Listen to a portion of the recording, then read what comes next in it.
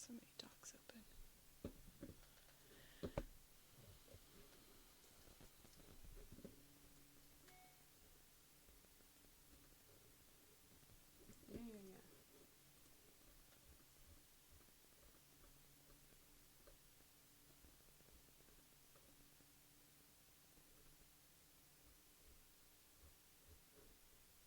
Once they figure this out, this is easier. Yeah.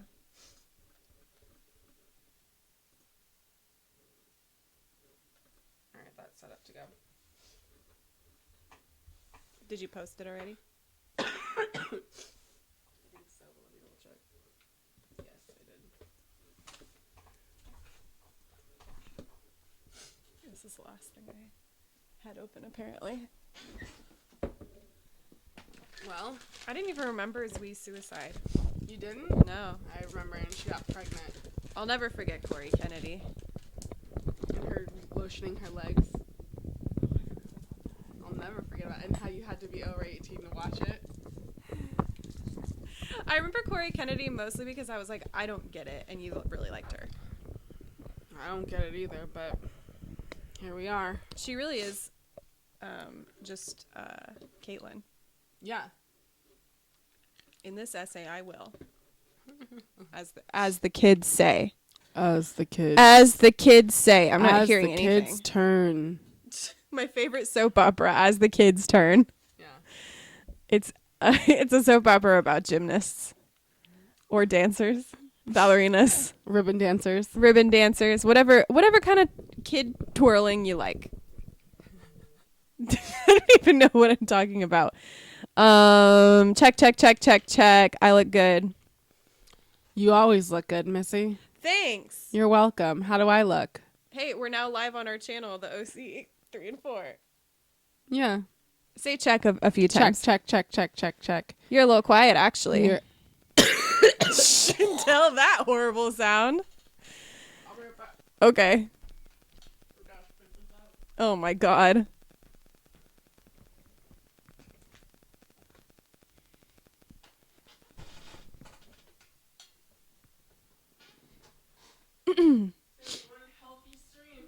Oh yeah. The picture of health. That's me. That's Mary. Are you ready?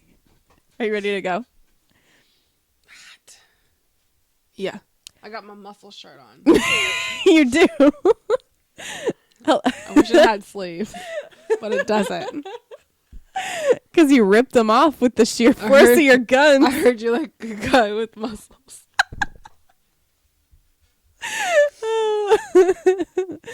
Oh my god. Okay.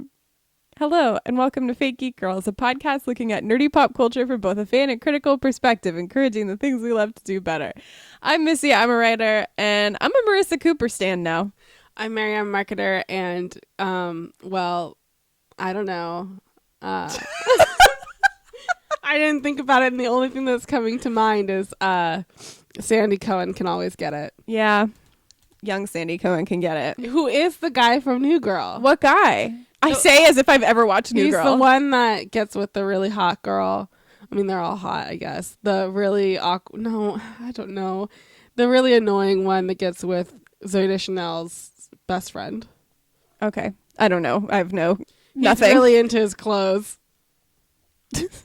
Anyway, today we're going to be talking about seasons 3 and 4 of the OC. Before we get started, I do want to give another just general warning for potentially triggering content, drug addiction, sexual assault, etc. And also a warning that we're going to swear in this one because why not? Just wanted to get into that before we actually get into the episode. So seasons 3 and 4 of the OC were new to me. I had never seen them because I loved season 2 so much. And I knew that season 3 was supposed to be bad. And I was like, what if I just stopped at season 2? And I always forget how season 2 ends. I forgot how season 2 ends too. I was like, how did I forget? And how do you forget it? Right? How do you forget it? It's so iconic. Yeah. And yet we both forget what happens at the end of season 2. And I think it's because Summer and Seth are my favorite parts of the OC. Like, just hands down, they're my especially Summer. Like, Fair. as you know, as a teen girl, it was all about Seth for me, because I was like, oh, this is my dream man. And now as an adult, I'm like, Summer Roberts is the greatest thing to ever happen to TV ever. So, still into it. Now Summer Roberts is your dream girl. But Summer Roberts, not really. No? No, but I do. She's my daughter and I love her. Okay. So your daughter's is married to your husband. It's rough out here for me. It's fine. I'm in love with my ex-husband's grandson. It's rough. It's rough out here. So Rough life for a dog. Yeah. Yep. I'm sick, okay? It sure is. So I had never watched seasons 3 and 4 because I had heard that season 3 in particular. Sorry. It's okay. Because I had heard that season 3 in particular was just like really bad. So I had not ever sat down and watched it, and I was like, I'm content with season 2 because we get like the best ending to Seth and Summer's relationship when they finally get together. It's so good. As the Spider-Man 2 stan. Hello. It's so good though. It is so good though. So yeah, I had not watched them and I went into them with pretty low expectations. However, I do have to say that season 3 really picked up in the back half. It really did. And the beginning of season 4 was so good. I loved it. Like the first half. Beginning of season 4 Yeah. is strong. Yeah, like I think probably through the Christmas like it was That's like when it was like, I actually really like the Christmas like I think it made sense. I just wasn't. I don't know. I have mixed feelings on it. I really like it in terms of like getting to see, because I think it was something that Ryan needed as a character. I agree. It was something he needed to understand that it's laid out like completely clearly when he blames himself for Marissa's death, right? And then he goes to this universe and he thinks that she's going to be alive, and then it turns out that she died 2 years ago in Mexico. And he's like, oh my God, I couldn't save her. And then the result is it Taylor who tells him, you gave her 2 more years. You gave her 2 more good years. But we'll get into more of Marissa later. But I was actually really impressed with the first half of season 4. I still liked it as it went further into it, but oh my God. The first episode not the first episode with Frank Atwood, but the first episode where Frank Atwood is Frank Atwood, and like there's the whole like Sandy's like, you lied to him, and he fucking punches him. Yes, good. Yes. And then Julie's dating him, and I hated it. It seemed so weird. I get what they were going for, but they didn't. I feel like they had the same issue as like Game of Thrones. They didn't have enough episodes to make us feel that. Yeah, I agree. I like thematically I get it, and even for Julie's character I get it, because it was her like embracing this part of herself that she'd been trying to prune out for so long. But because we didn't get to see Frank do anything but be shitty, yeah, it just felt like, okay, is she obligated to date him because she's dated everybody else's dad? Like, so I was totally rooting for the Bullet. I'm not even gonna lie, I was rooting for the Bullet. Do you think this is my question? Was the Bullet like a George Bush parody? George W. Bush? No, because I don't think he was definitely nicer than Bush, but he was still a piece of shit. Well, I mean, people were literally protesting against him. Yeah, because he was on the fucking flyer. I think that there were parts of that for sure. I think he represented a type of person in which a type of person was against. Yeah, which is interesting because I'm like, I'm here for the Bullet. He was. I think it's actually really emblematic of the themes of the show, that you have like this absolute shithole man who's like rich and powerful, and then you have this absolute shithole man who is not rich and powerful, who's in fact poor, just got out of prison. And the one who is rich is actually like less shitty than the poor one, which is really just the OC. He just wanted Julie to be He just wanted his wife. Oh my gosh. I was like for the Bullet when he's like, I just want her to be happy, and if that's not with me, I'm like, that's exactly who Julie needs. Mm-hmm. Yeah, not some crap man. Yeah. who we haven't been shown to be good. Yeah. Like the lying should have been like there was no like coming back from that. Like it was like something like, oh, I lied because that's the only way I could talk to you, and that was okay. That's not okay. It was bad. That's super fucking not okay. And Sandy Cohen punching him is the greatest, one of the greatest moments in TV history, because I fully thought that the show, and it did eventually, I fully thought the show was going to I fully thought the show was going to go that route of like, no, he's changed and Ryan forgives him. And Ryan was wrong for not initially forgiving him. And as somebody with estranged family members, that plot point pisses me off. And it happens in every fucking show where somebody has an estranged parent.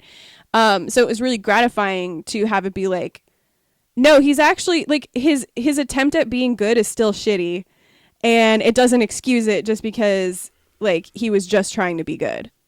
That's a loaded thing though, because like, as I said, Frank Atwood is poor. He's a recovering alcoholic. He's like, there's all of this coding going on with, also he's played by Kevin Sorbo, who fucking sucks in real life. So oh, I didn't know that. Yeah, that's Hercules. Oh, from the show that became Xena was the spinoff of. Yeah. He fucking sucks in real life. But anyway, that's unrelated. Just my feelings about Kevin Sorbo. So like I really thought it was going to take that route, and Ryan was going to forgive him because I can see he's turned over a new leaf and it's me who's being cruel because I didn't forgive him on sight. And that's not what happens at all. I don't understand why Ryan suddenly like, because Julie Cooper said he's good. We believe Julie Cooper. Honestly, I didn't hate the end of season 4, but everything with Frank Atwood really dragged it down for me. Yeah, I agree. If we had gotten rid of Frank Atwood, I probably would have. It just kind of felt like they'd just be like, we got to fix this family dynamic. We fixed it with his mom. Now we got to fix it with his dad. Yeah. Throw him in there. Yeah, it was kind of. Like, we don't actually have to fix it with his dad. Yeah, it's okay. It's okay. We don't have to. We don't have to. Ryan has a dad. Yeah, it's true. So one of the things I noticed watching season 3 and 4 was like this kind of running theme in the show of all of these kids are aspirational to some degree, right? Like they're all super cool. They're all people that you wish you were friends with or that like you wanted to be or whatever. But you see in the show that not all of them are like seriously grappling, not just with like issues of mental health or whatever, but like they're all so horribly self-conscious, like to the point where it just completely hamstrings them from accomplishing anything. None of them have faith in themselves. They're all having this horrible time. So as much as the OC was like charming. So as much as the OC was like definitely a trendsetter and people did look on all of these characters as aspirational, it also shows all of them having really miserable experiences, which, doesn't actually make them not aspirational. But as an adult viewer, I saw a lot more of specifically how their environment makes them miserable, which is maybe something I wouldn't have picked up on as a teen watching the show. I wouldn't have picked up on like the actual villain of the show being Newport. Yeah. And it becomes pretty clear in the final few episodes when you have Sandy and Kirsten talking about like, especially Kirsten talking about how horrible it is being in Newport, and then having the earthquake and then them ultimately leaving. Yeah. And her like, this is the same house. It's boring. Let's put an offer in. Yeah. Yeah. And then you have almost this like Legends of Tomorrow thing going on where we see how we're moving just one elephant. We see how we're moving just one element from the story. And we see this most clearly with Ryan. Ruins everybody's lives. Not just like makes them unhappy, but ruins their lives. Like everything in the Chrismica, which is the episode, which is like A Wonderful Life. Ryan and Taylor fall off the roof and wake up in like a parallel dimension where Ryan never came to Newport. And all of it made sense to me, right? Like, oh yeah, of course, Kirsten and Sandy got divorced and Kirsten ended up with Jimmy. Yeah, Seth is miserable. Summer's like first 10 episodes Summer.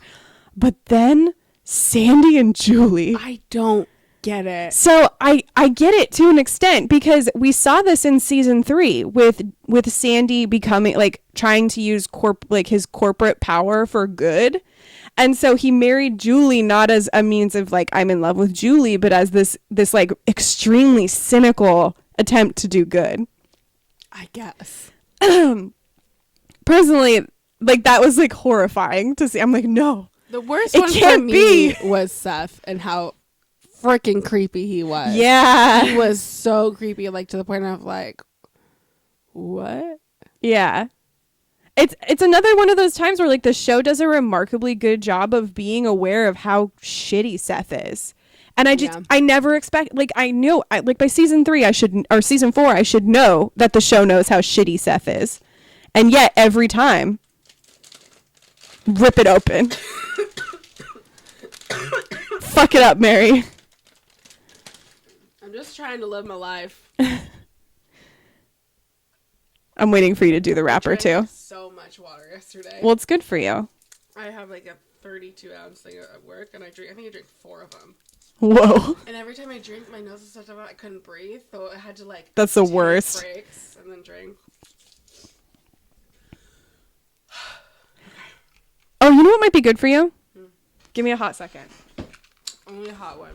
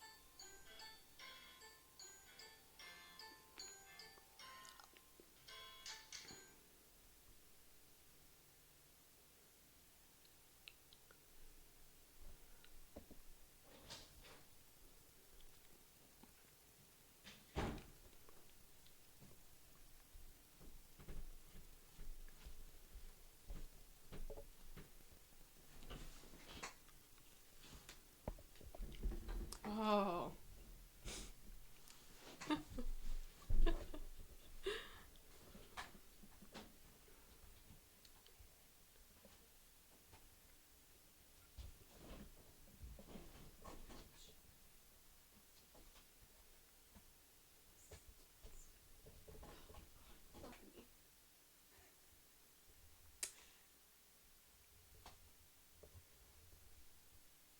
You're fucked. It just quite fit.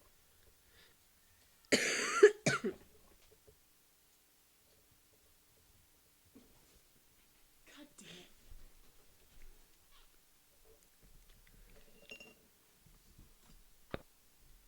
Yeah, that's not gonna make it over there.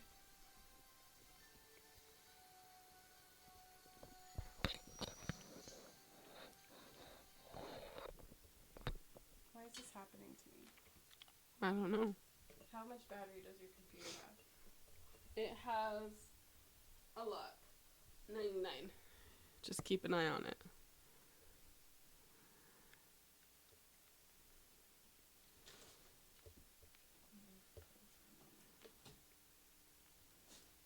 Move some crystals out of the way. Nope.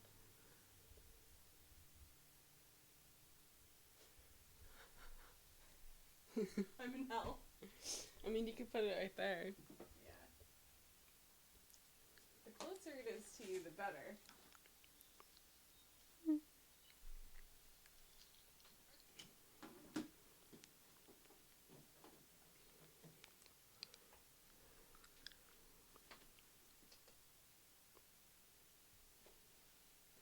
There we go. Okay. Okay, I've returned. So, despite the fact that the show keeps setting up the fact that Seth is a piece of shit, I'm still so surprised every time they remind me that the show thinks that Seth is a piece of shit. I'm just so impressed. It's so self-aware. It's true. But I mean, even like we don't see it as directly as we do with Ryan, but like if you remove any of the other characters, you would also not like all the other characters would be miserable too. Like if you removed Sandy, well, Ryan never would have come to Newport. Seth wouldn't have had like this moral code to go by.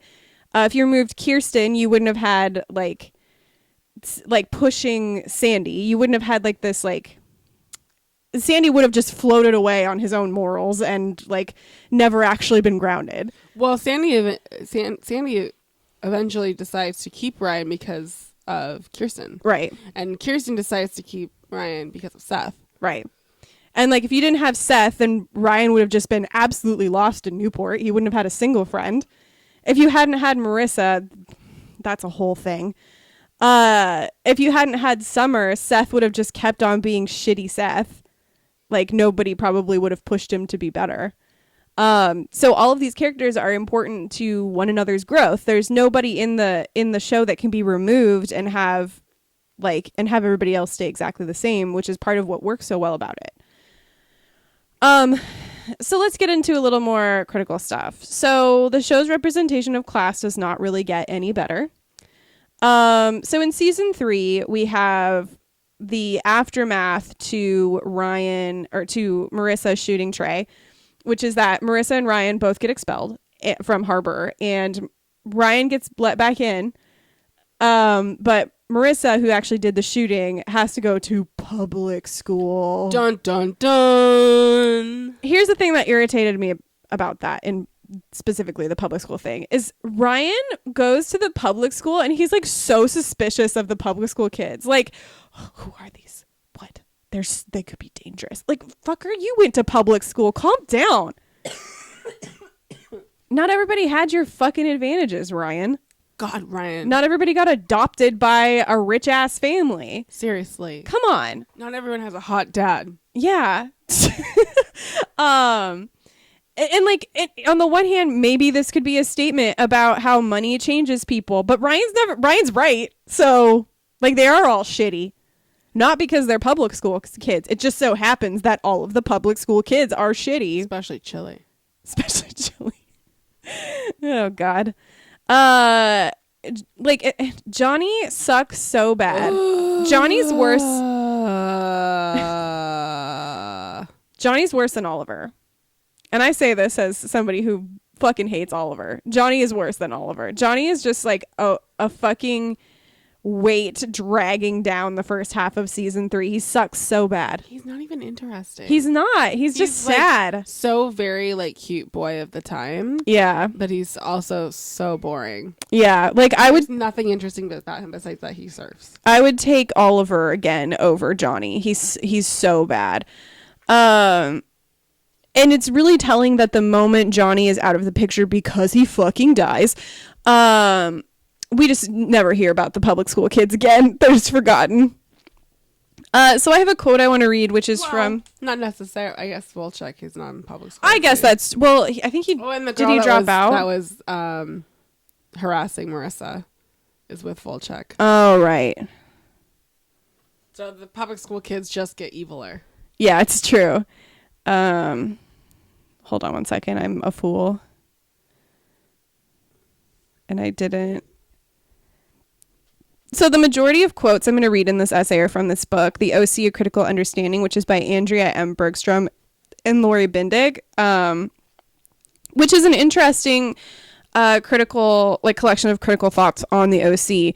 As you'll see, I agree with a lot of it in terms of class, in terms of race, but when it comes to the discussions about the female characters, I took the same issue with this book as I did a lot of other writing about the OC, which is only analyzing the female characters from an absolutely surface point of view.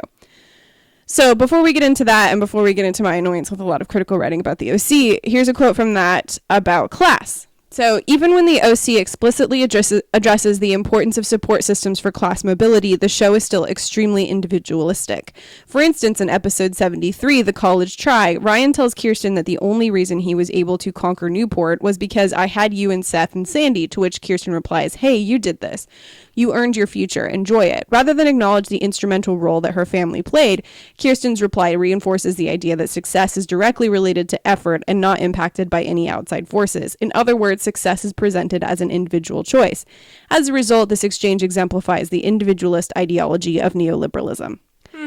And this is especially true because Ryan went to a fucking exclusive private school. Yeah. That if it wasn't exactly a UC system feeder school, it doesn't matter because it definitely helped him get into Berkeley. Yeah. Like, because what Also, he extracurriculars? definitely got into Berkeley because of Sandy too. Right? What extra fucking curriculars was Ryan Atwood doing? When was he? He was probably in the comic book club just by name. Yeah. And like, when did he do homework?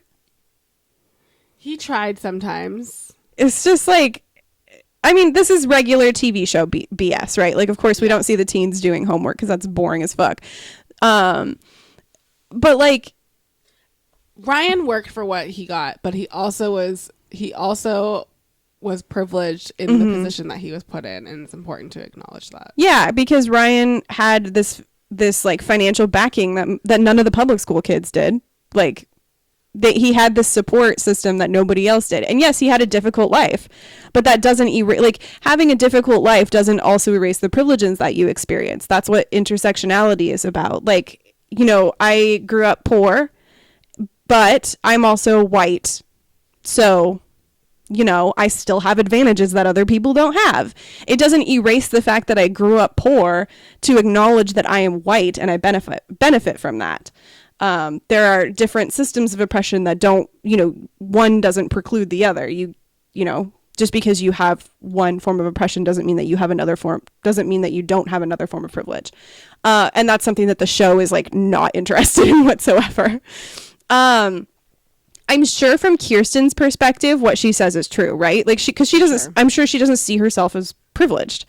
But one of the places that the show fails is in never, ever making Ryan question how coming to Newport has changed him other than for the positive. And I would have loved to see Ryan grapple a little bit about, you know, his treatment of the public school kids.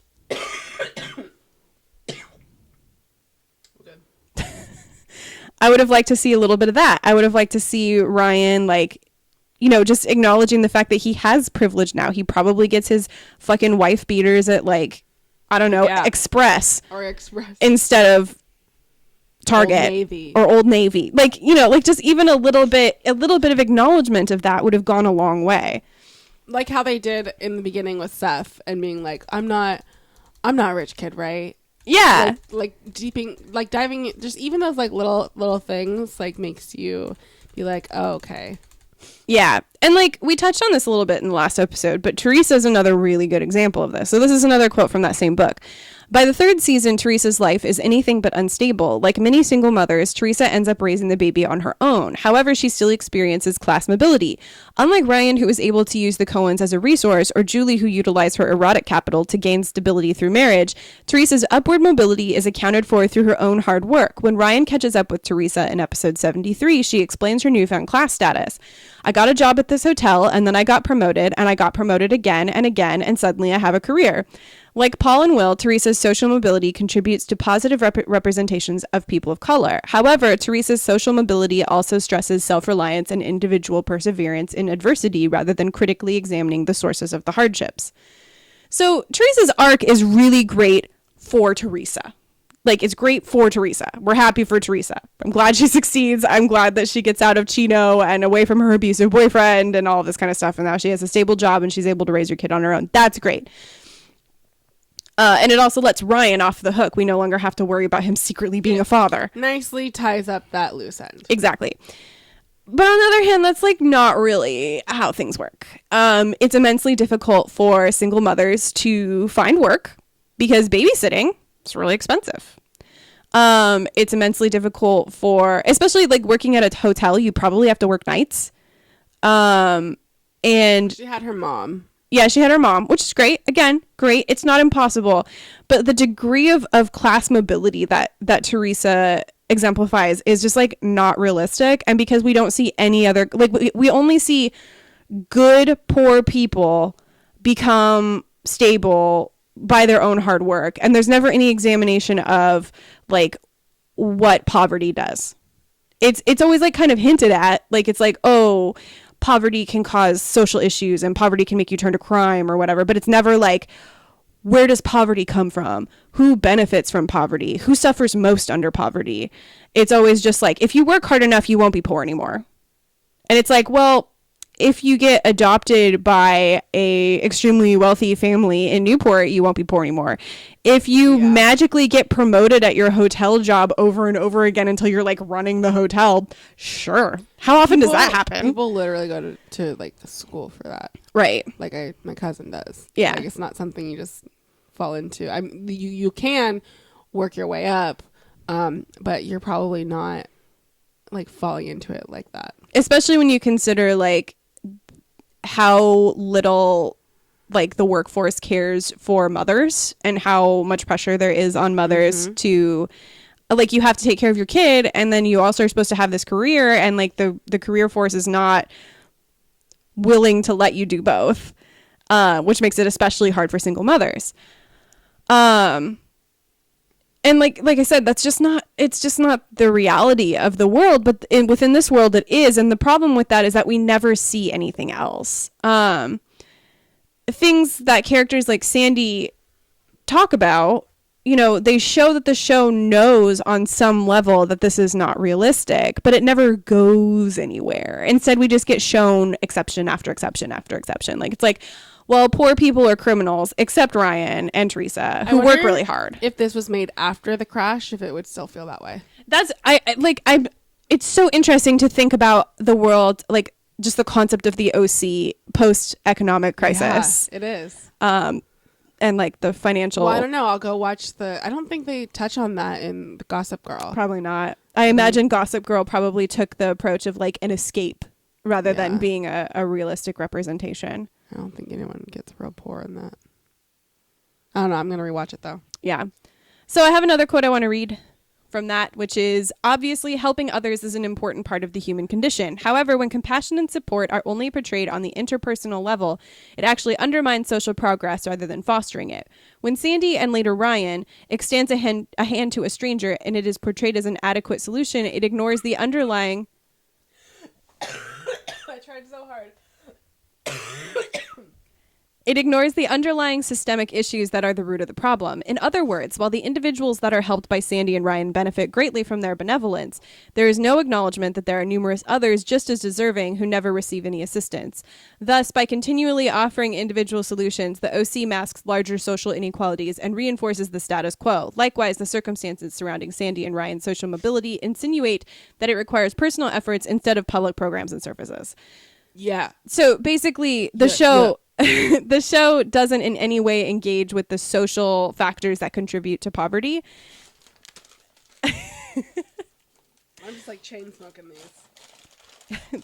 The chain smokers. But the cough droppers. The cough droppers. That's Mary's hot new electronic band. Cough and cough dropping.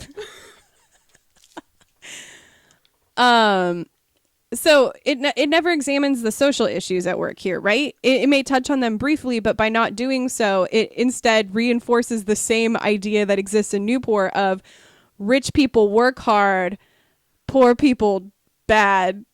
And it's just like, that's the most socially regressive. Like, you shot yourself in the foot there, because I know what you were trying to do and you did a bad job.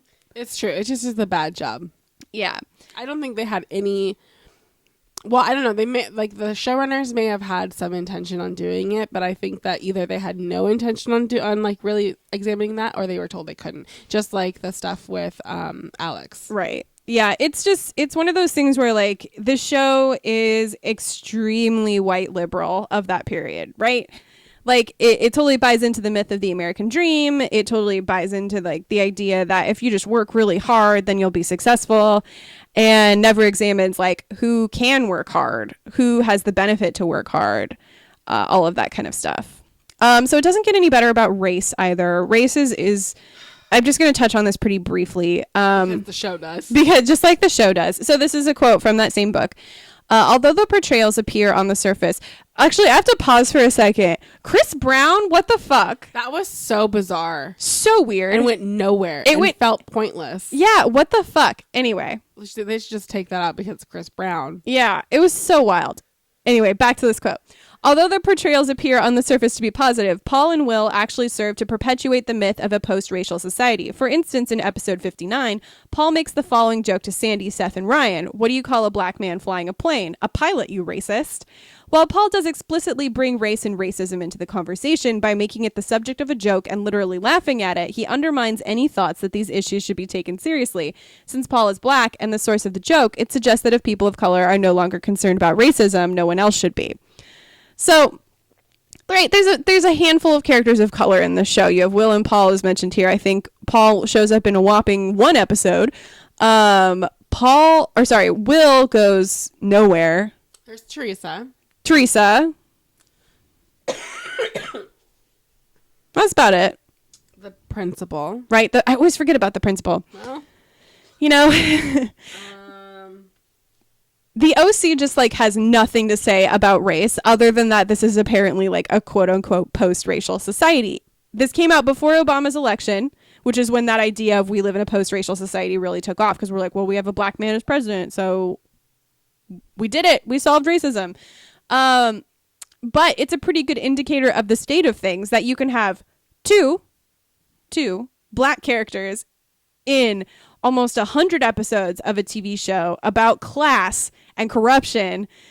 One joke about how the show isn't racist, but a whole bunch of depictions of people of color as criminals. I would be really interested for us to follow this up with Runaways, because that has a lot of people of color in it and has a lot of different depictions of people of color in it, and I think it's the same as Josh Schwartz, and so I think it'd be really interesting to watch that with this in mind. And I don't know if it does it any better because there's still a lot going on, right? But it'd be interesting to have this conversation with that show.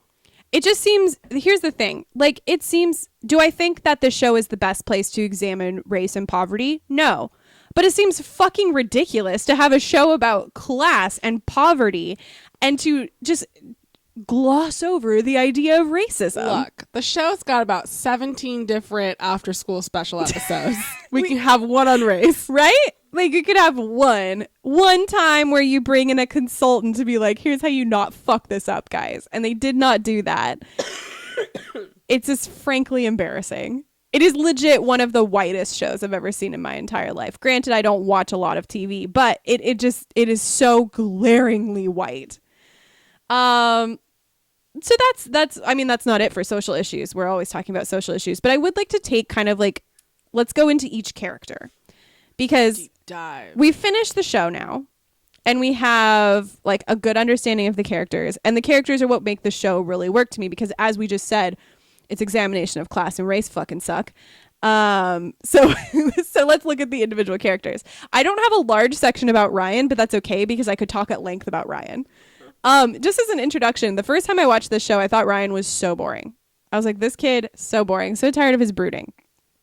Watching it again, I'm like, Ryan is my son, and I would die for him. I would protect him with my life. Especially when we get into season 4, because his relationship with Taylor is so fucking good. It's so fucking good. I just, like, the first time Ryan made a joke, I about died. I was so proud of my son for making a joke. It wasn't a good joke, but I was so proud of him. His evolution as a character and the way that the people that he's surrounded by push him in new, like, uncomfortable directions is just so good. And one of the things I really like is how the evolution of his relationship, like his romantic relationships with Marissa and with Lindsay and with Marissa and with eventually with Taylor, kind of show this person that he's growing into and growing away from. So like when he's with Marissa, he is 100% protector, like defender. He's her fucking knight with like a sword and shield. When he's with Lindsay, he gets to be a little more relaxed, but then like this big thing happens and so it just turns weird again. And then when he gets to Taylor absolutely is a person who is just chaotic. Like her life is chaotic. She's chaotic good. She's had like a pretty girl's never had a fucking birthday party. Like I know. God damn. She's had this like really like pretty tragic experience. Not in the same way as Marissa, but she's still had this like pretty traumatic upbringing. She like went the opposite way. She's like literally the polar opposite of Marissa. Yeah. Not literally, because she's still like really into like social chair and all that stuff. But her upbringing is different. Yeah. And Well, it's the same, but the reaction is different. There we go. yeah, the way that they turn out as a result of their upbringing are very different from one another. You would never mistake one for the other. But the thing that works about it is that, yes, she's a person who needs and deserves care, right? But, like, she also can stand on her own 2 feet. She doesn't need Ryan in the same way. And that's why it ultimately makes sense for me for the two of them to get together, because, like, that piece of him that always wants to protect people, like, he can nurture Taylor not by, like, throwing himself into fights for her, but rather by just being there and existing, which I think is a huge growth, like a huge amount of growth for showing Ryan. some emotion. Yeah, that's important to Taylor, whereas it wasn't as important to Marissa.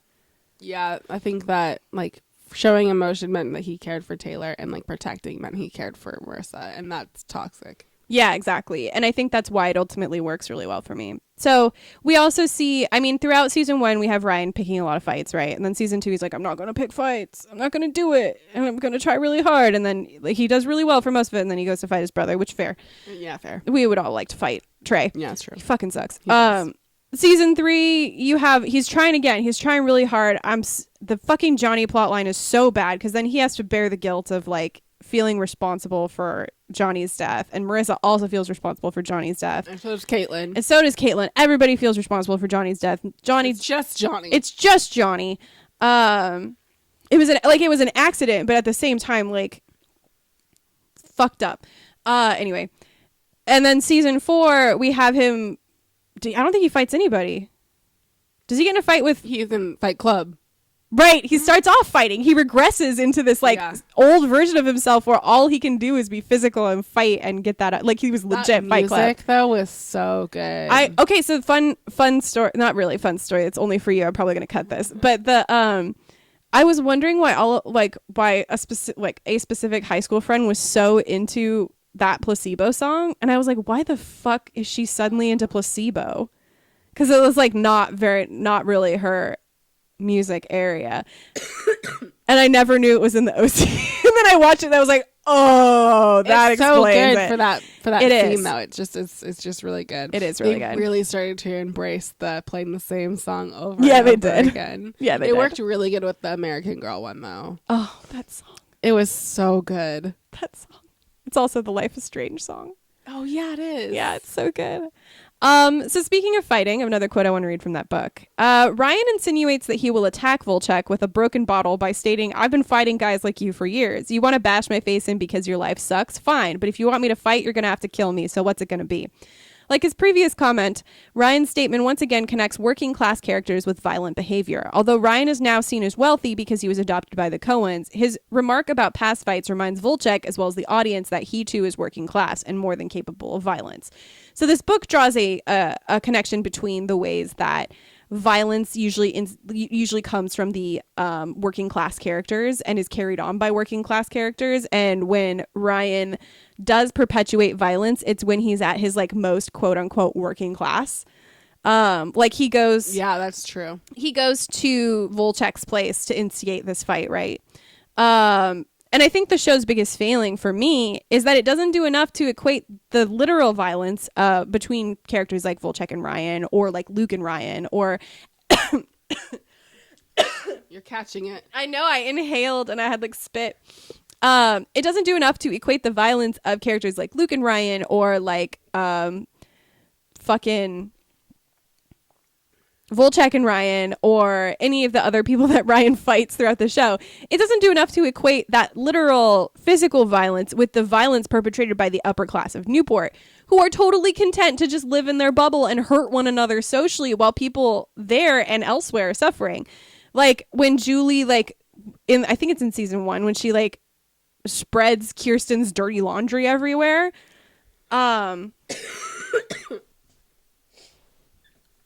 Like, yes, that's not literal violence, but it is still damaging. It's still hurtful. And like the people of Newport just do that kind of thing. I mean, Jimmy gets forgiven over and over again for his dumb bullshit.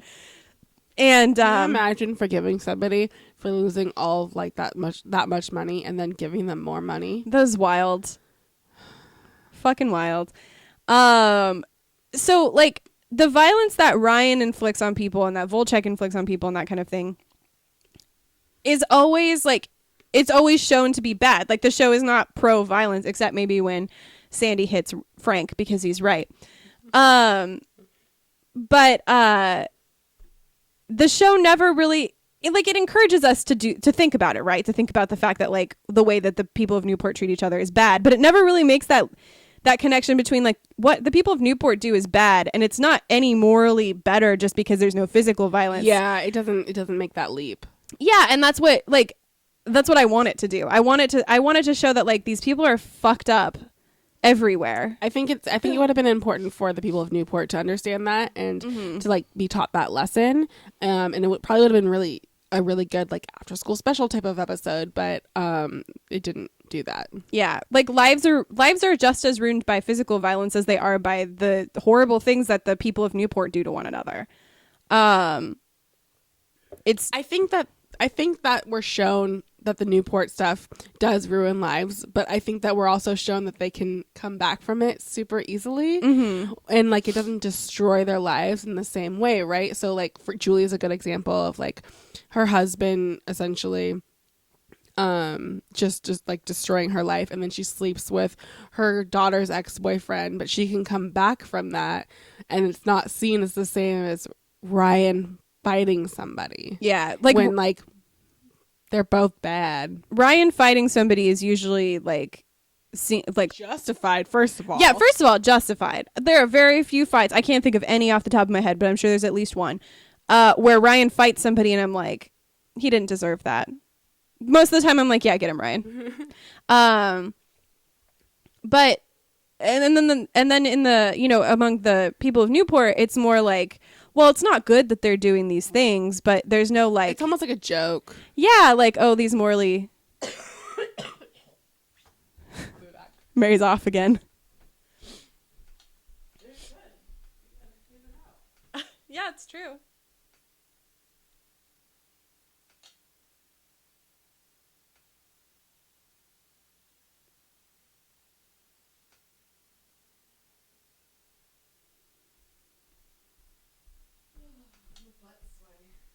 Nice. Okay, I'm back.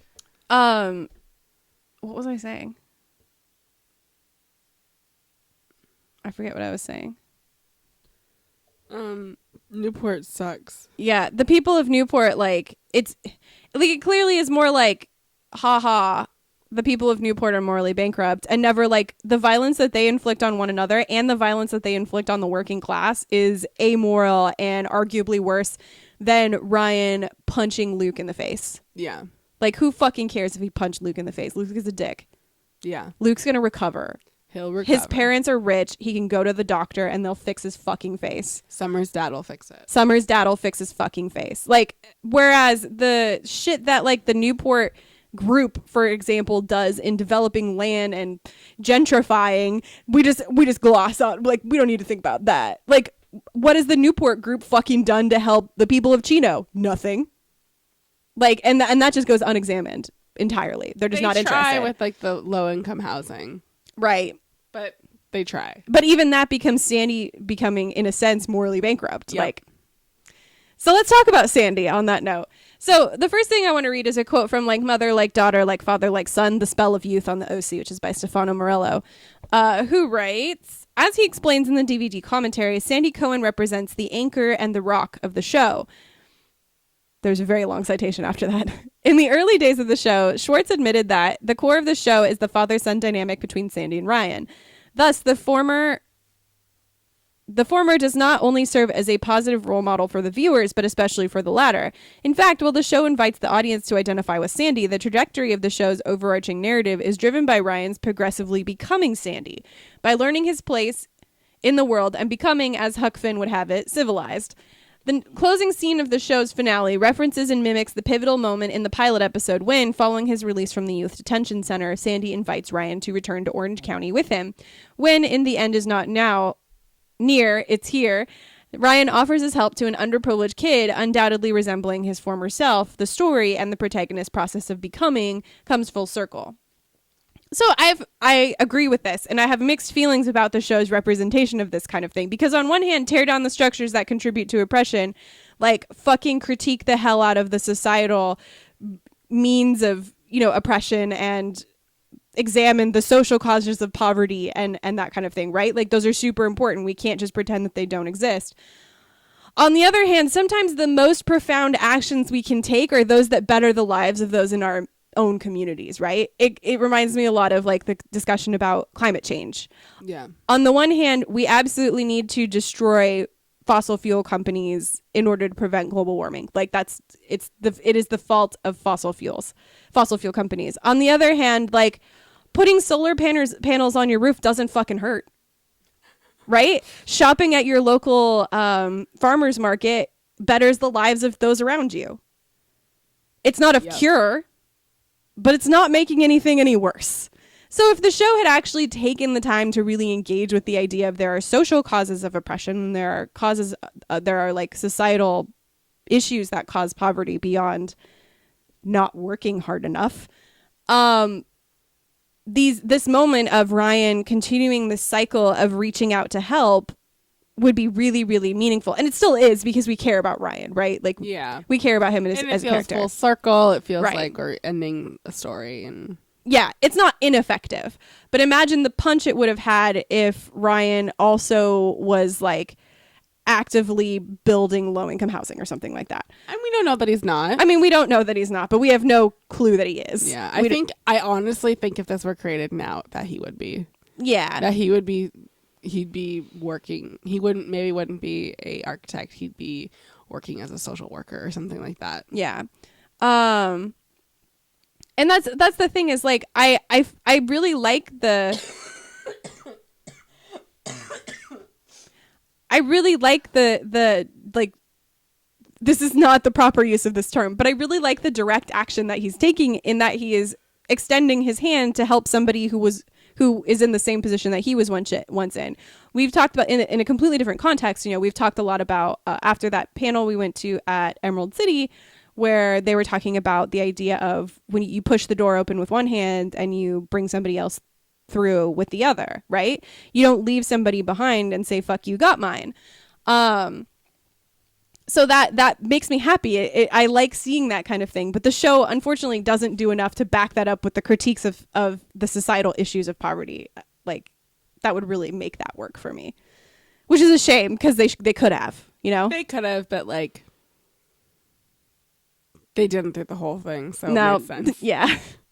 I have another quote I want to read, which is from the book, the OC, A Critical Understanding, where they write, for instance, Alex in episode 30, we're still talking about Sandy, despite us just talking about Ryan. For instance, Alex in episode 30, The New Kids on the Block, Alex explains that she has a strained relationship with her parents. She's also a little edgy around figures of authority. However, by episode 35, after just being introduced to Sandy, she tells Seth, I never listened to my own parents. Suddenly, I'm compelled to listen to yours. To which Seth replies, Sandy Cohen has that effect on people. Not only does this dialogue support Sandy's epic ability to help even the most reluctant people, it also reveals that parental guidance is highly gendered, because only one of Seth's parents is acknowledged, and it, unsurprisingly, is Sandy. Okay, but I'd rather listen to Sandy than Kirsten. That's what I said. Okay, so I said I don't disagree that parental guidance is gendered in this show. I don't disagree in any sense. Think of how Jimmy is treated in comparison to Julie, even Bullet in comparison to Julie. Like, all of the father figures are treated more positively than the mother figures, right? Mm-hmm.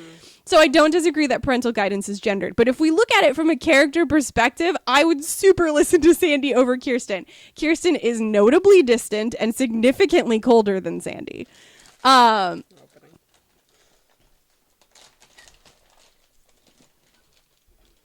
Who's messaging me?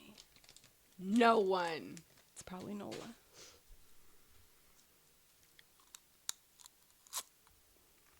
It was Nola. I'm dying. Don't die. I'm just so sick of this cough.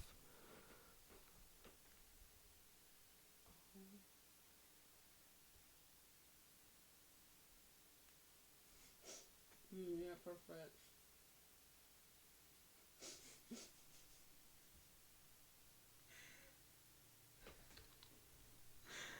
my god. Which, none of that is to say that Kirsten is a bad character. In fact, she's one of my favorites, although to be fair, everybody is my favorite. But rather that I would probably respond better to Sandy's lead by example and let the kids screw up on their own kind of approach than to Kirsten's, like, more... Helicopter mom. Yeah.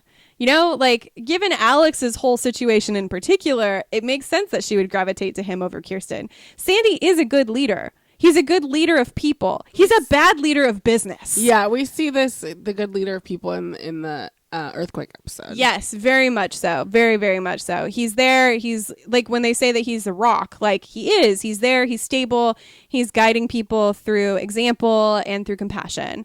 He's not like yelling at people to get into place. He's being like, people who can help, you go here. People who need help, you go here. We're going to figure this out, right?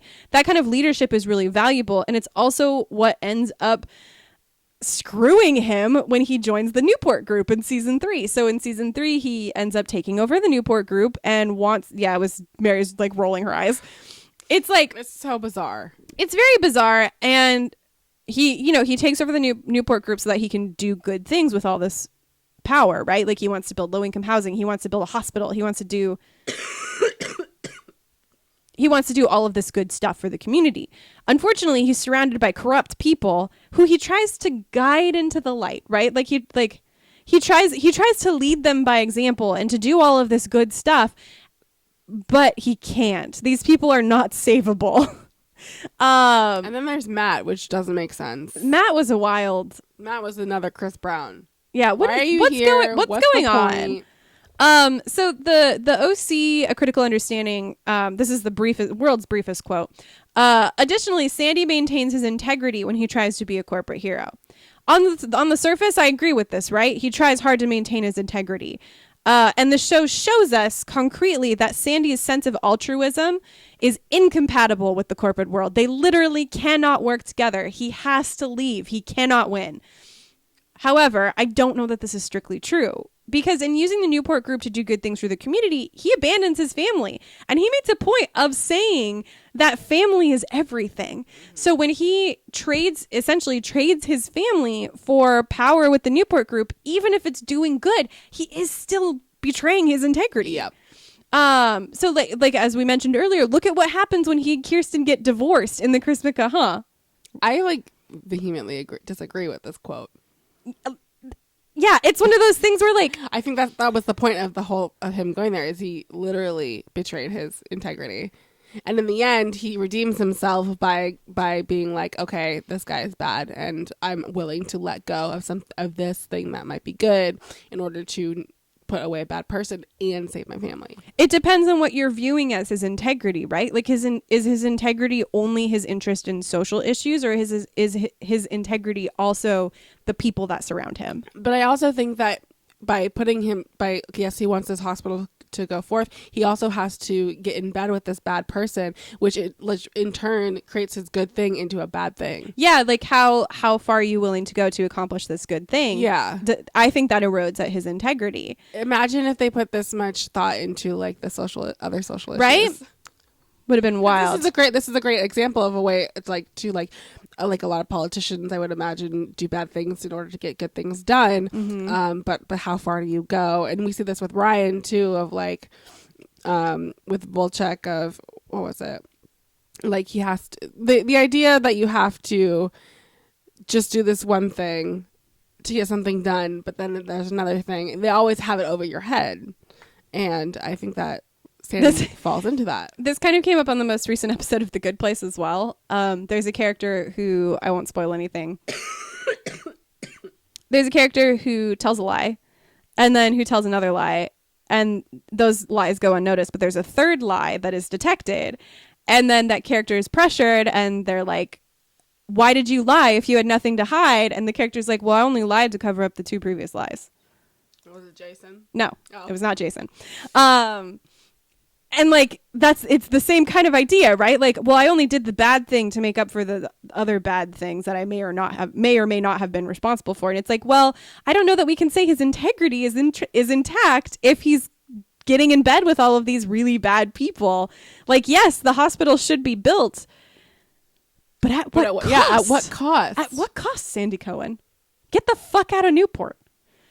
And does Newport need the hospital? Right? Does Newport need that fucking hospital? Like, really, does Newport, I get the idea was to also have the low-income housing, but did you really think they were going to continue with the low-income housing? Yeah. They were not. Sandy's naive, and it's that naivety that makes him so wonderful. Like, we love Sandy's naivety. We don't want him to become cynical, but that's exactly why he can't exist in Newport. Like, Newport is a force acting against him. It's just never going to happen. This is an incredibly cynical view, especially coming from me, Melissa Brinks. But like, that's how, like, that's the world that this show takes place in. Is it's just never going to happen. So yeah. Anything else to say about Sandy? Can always get it. He's Yeah. I really like Sandy, but like Sandy is like ideal dad figure, and I just can't. I'm sorry for your loss. No, it's fine. Sandy Cohen is my real dad, and I'm fine with that. I'm fine with it. It's okay if you want. You're like fucking Billie Eilish over here, might seduce your dad type. Anyway, let's talk about Marissa. Oh, Marissa. So again, full disclosure, first time I watched the show, I did not care about Marissa one bit. I thought she was boring. Didn't care. Not interested. I was like, this girl serves no purpose. So watching it again, I feel so hard for Marissa. Like, not in the sense that I identify with her. We have literally fucking nothing in common. Not a goddamn thing.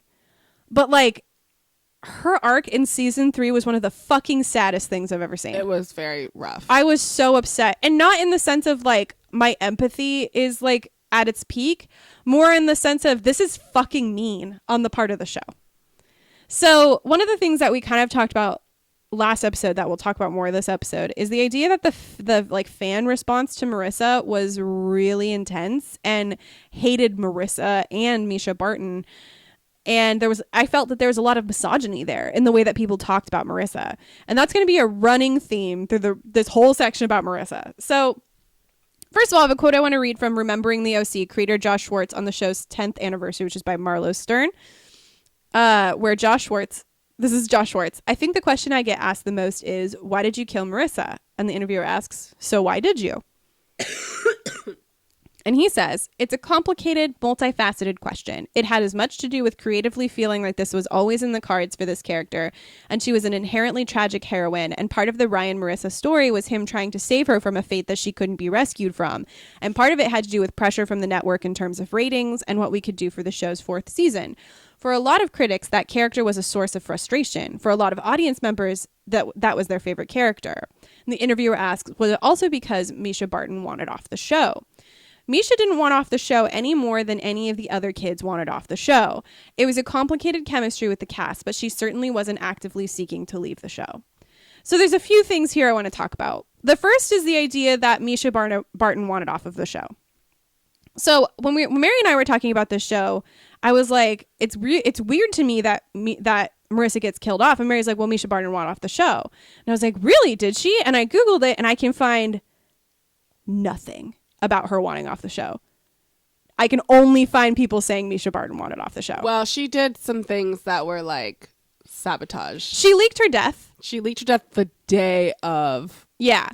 So lame. But why did everybody jump to blaming Misha Barton for her own character getting killed off when nobody else was doing that? And Misha Barton and Josh Schwartz both said it wasn't true.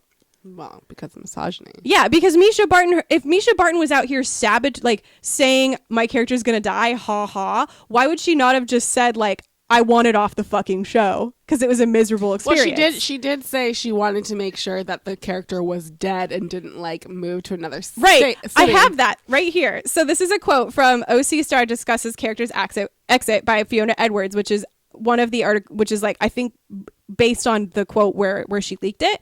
Barton told Newsweek magazine about her reaction to Marissa's departure from the show. Well, I was really excited that I get to die, to be honest. I've done pretty much everything else with the character. It was better than one of those lame farewells.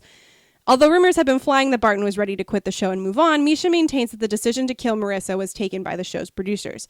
So, again, a couple of things to talk about here. Misha Barton's excited to get to die as the character. That's fine. Whatever. I'm sure it was, as we know now, with hindsight, a lot of the cast was fucking miserable filming the OC. Yeah. And I'm not sure it was that they didn't like each other. I didn't look into the reasons. But between, there's a potential for them not to there's the potential for them not to like one another, as Josh Schwartz hinted with the it was a complicated chemistry with the cast. Like, it's quite possible that they fucking hated one another. But there's also the fact that they were filming 25 fucking episodes a season. Yeah. Well, I think also, like, there were a lot of age differences. There was ex-boyfriend, girlfriend. Yeah. I mean, recently, Rachel Bilson did an interview, and someone asked if she would ever do an OC reunion, and she's like, absolutely. And she goes, I know 3 people who wouldn't. And then she goes, 4, 5, 8 people who wouldn't do it, but I would. Yeah. And it makes sense because she has a long-lasting relationship with Josh Schwartz, and Josh Schwartz's wife. She is the godmother to their children. She was in their wedding and stuff, so it makes sense that she'd be like all on board for that. That relationship, I don't think, extends to everybody else. Right. So, like, there's a lot of possible reasons that Misha Barton would have wanted off the show, right? But there's also this what she says, it was better than one of those lame farewells. We don't know what she meant by that, but the instinct is to say that, like, she wanted her character to die when it could just be she wanted an ending for her character. There is a interview where she says, I didn't want it to be where she just moved to another town. I wanted it to be, for sure, I didn't want her to come back. And I mean, that's fair, because if she was having a miserable time filming the show, of course she doesn't want to come back. It seems like she got the better end of the stick, right? Yeah. Like, she seems like she's the only one that got her way. Right. And the thing is that I think there's a lot of ways to read what she's saying, because she's not necessarily saying I wanted my character to die. She's saying I wanted my character to have an ending, not a like, oh, we're going to bring her back later when ratings dip. She wanted the character to have an ending. Well, she also wanted to start her career. I know that a lot of them felt like they were going to get pigeonholed into these characters, and a lot of them did, right? And so that's why you see a lot of some of the characters that weren't, like Caitlin Cooper, her that actress went on to do Arrow, and like a couple other ones who weren't as big went on to do like bigger stuff. I mean, Ryan, that actor has done a lot of stuff, but so a lot of them didn't want to get pigeonholed into these characters, and I really, rereading a lot of this stuff, it really just feels like Misha Barton got her way. Yeah. Like, as opposed to everybody else. Yeah, and everybody got mad at Misha Barton for that. Yeah. And then it did make the most sense for her to die. She is the tragic character. I understand, like, what Josh Schwartz was saying. Like, this did seem like where her character was going. It sucks. Especially when, like, her life seemed to be like it was just about to get better, but it made the most sense. So it's like, okay, who wants off the show? I mean, I was looking at old like live journal entries about the show. There were so many rumors going around what was going to happen, one of which was that Seth Cohen was going to lose his legs. Like, wild. Like, there was so many rumors about what was going on. Yeah. And that's the thing, is Mary was sending me some of those posts, and I was looking at the way people were talking about Marissa and Misha Barton, and it was so hateful. To be fair, it was, oh no, they didn't, and they're hateful about everything. Right. But at the same, that's not the only place. Don't worry. I have more citations. The point being here, we need to think not just about whether or not Misha Barton wanted off the show, which is probable. Like, I'm not saying that it's not that she didn't want off the show and she was unceremoniously fired or whatever. Yeah, I think it's that she got her way. Yeah. But also why her character was killed off when nobody else's was. I mean, Johnny got killed off, but that's different. So, and the grandpa. It's possible. Yeah. It is absolutely possible that Misha Barton lied about her ending being up to the producers, but why lie? She was not coy about her feelings on the show. Yeah, and she totally spoiled her ending. Right. And her story, what she told Newsweek, echoes what Josh Schwartz said. So why do people believe that it's actually Misha Barton who, like, killed her character and destroyed that arc of the show? Misogyny. Well, and it's interesting, too, because I was looking up, like, why did people stop liking the OC and stuff? And, like, a lot of the answers were the show killed off Marissa. Mm-hmm. And it's so interesting, because it's like, damned if you, damned if you don't. She was, like, a fucking scapegoat for the show. And then once she's gone, you're like, oh, no. Who am I going to hate now? Yeah, Ryan becomes a completely different person. Yeah. For the better of Ryan. Right. But season 4 of Ryan not the same person. And like that makes sense. Like people grow up and stuff, but it's not season 3, Especially- or season 4 is not the same show as season 1 and 2. Especially when you look at like Ryan's changes in particular tell you that Marissa was like a fucking anchor around his neck, right? Like she was dragging him down, and that fucking sucks. Like that sucks. That's the thing. So yeah, I'm gonna get a little heated. So Marissa's entire arc in season 3 is tragic, and it pisses me off. Not in the sense of like I'm sad and like the show has done a good job of making me sad, as in I think Marissa's character is fucking misogynistic, and people were glomming on to the misogyny that was inherent in the way she was written and like making like internalizing that. Like we hate Marissa because XYZ reason because of what we're told in the show. Another hit. Mary's got to get another hit. That cough drop. Another drop of the cough. So this is another quote from the OC, A Critical Understanding, which reads, "From the first episode, Ryan is seen rescuing Marissa, who is passed out from drinking and abandoned by her friends outside her house. After seeing Marissa's friends drive off, Ryan comes over, picks Marissa up, and carries her to the pool house." Wait, hold on. I want to take a step back for a second. So in the sense of people talking about Marissa and really the female characters in general with this like really misogynistic tone, I read, and I don't have the exact quote, so bear with me. There was a quote saying in like some teen gossip magazine that Rachel Bilson and Misha Barton hated one another. Huh. And their evidence for this was a quote in which Rachel Bilson said something to the effect of, Misha Barton said something to the effect of, "Rachel Bilson has really big boobs and people think that she's very attractive." And that was it.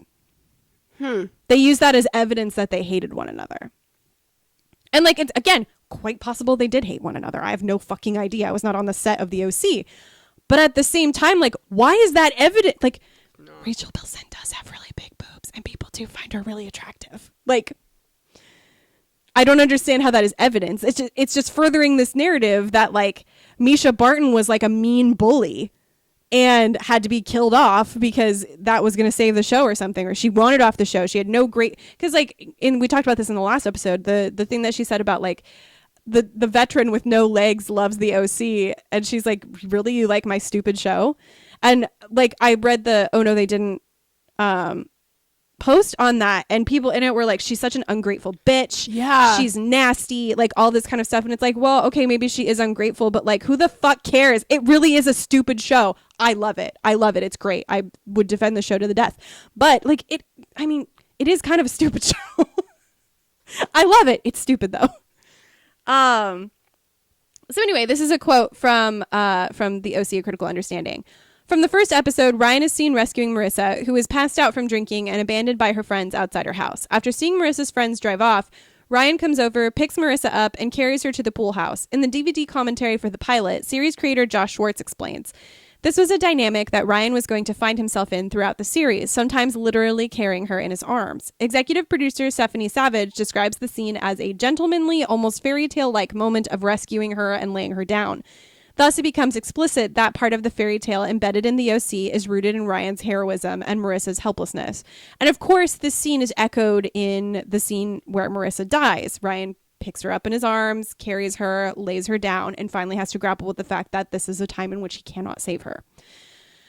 So this is intentional. This is baked into Marissa's character from the beginning. She is set up as a damsel for Ryan to rescue, and that's where her trajectory has to take her, because that's the way that she is written. And it actually really fucking upsets me that she died, even though I thought it wouldn't. I thought I was going to reach Marissa's death and I wasn't going to feel anything, because Marissa had been like she'd not been my favorite character. I don't hate Marissa, but like, she's never been my favorite. She hasn't been that interesting to me. And she was mostly there to make Ryan do stuff, right? She was more of a pawn than a character. But in season 3, she experienced so much, and so much of it was out of her control. She gets blamed for shooting Trey. She almost, like, at one point she's going to be investigated. They dropped that plot like a fucking hot potato. Not tomato. Not a hot tomato. Hot tomato. They dropped it like a hot potato. And so much of so much of what she experiences out of her control. So there's that. Then there's she gets blamed for Johnny's death, which is bullshit. Yeah. She didn't do anything. She tried to help him. Yeah, like all of this kind of stuff. And it like frankly feels unfair to have her die with so much weighing her down. Literally the only thing to me that does not suck about her death is that it was a car accident because I was afraid she was going to kill herself. Oh, yeah, that's fair. That's the only thing about her death that does not fucking suck to me. Her death, I was like dreading it the whole time. Yeah. But also, like, how did Ryan get it with like no issue? Because he's a white man. The strength. So I have another quote I want to read, which is from Storytelling and Song, Television, Music, Narrative, and Illusion in the OC, which is by Faye Woods. So this is a quote from that. This hallelujah, referring to the hallelujah that plays over the scene of the car accident, brings traces of previous season finales and presents Marissa's death as a moment of anguish, but also as an inevitable conclusion to previous events.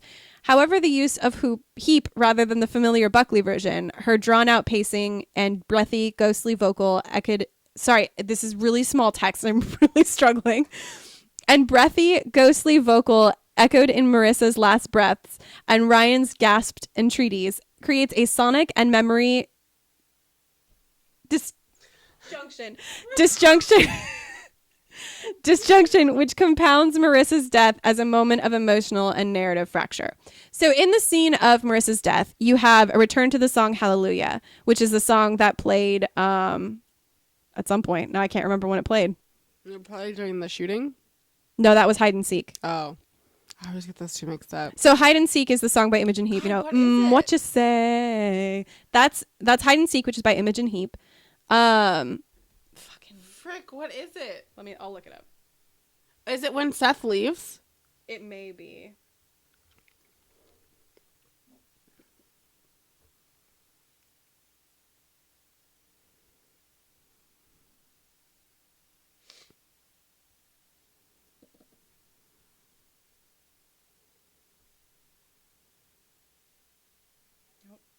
Ran out of New York Times articles. Can't read that one.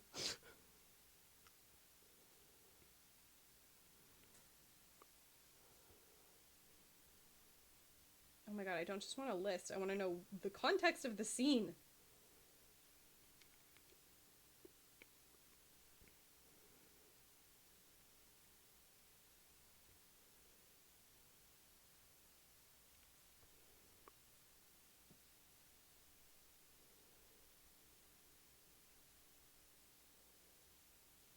Oh my god, you're killing me. This list says they used the Jeff Buckley version during her death. Okay.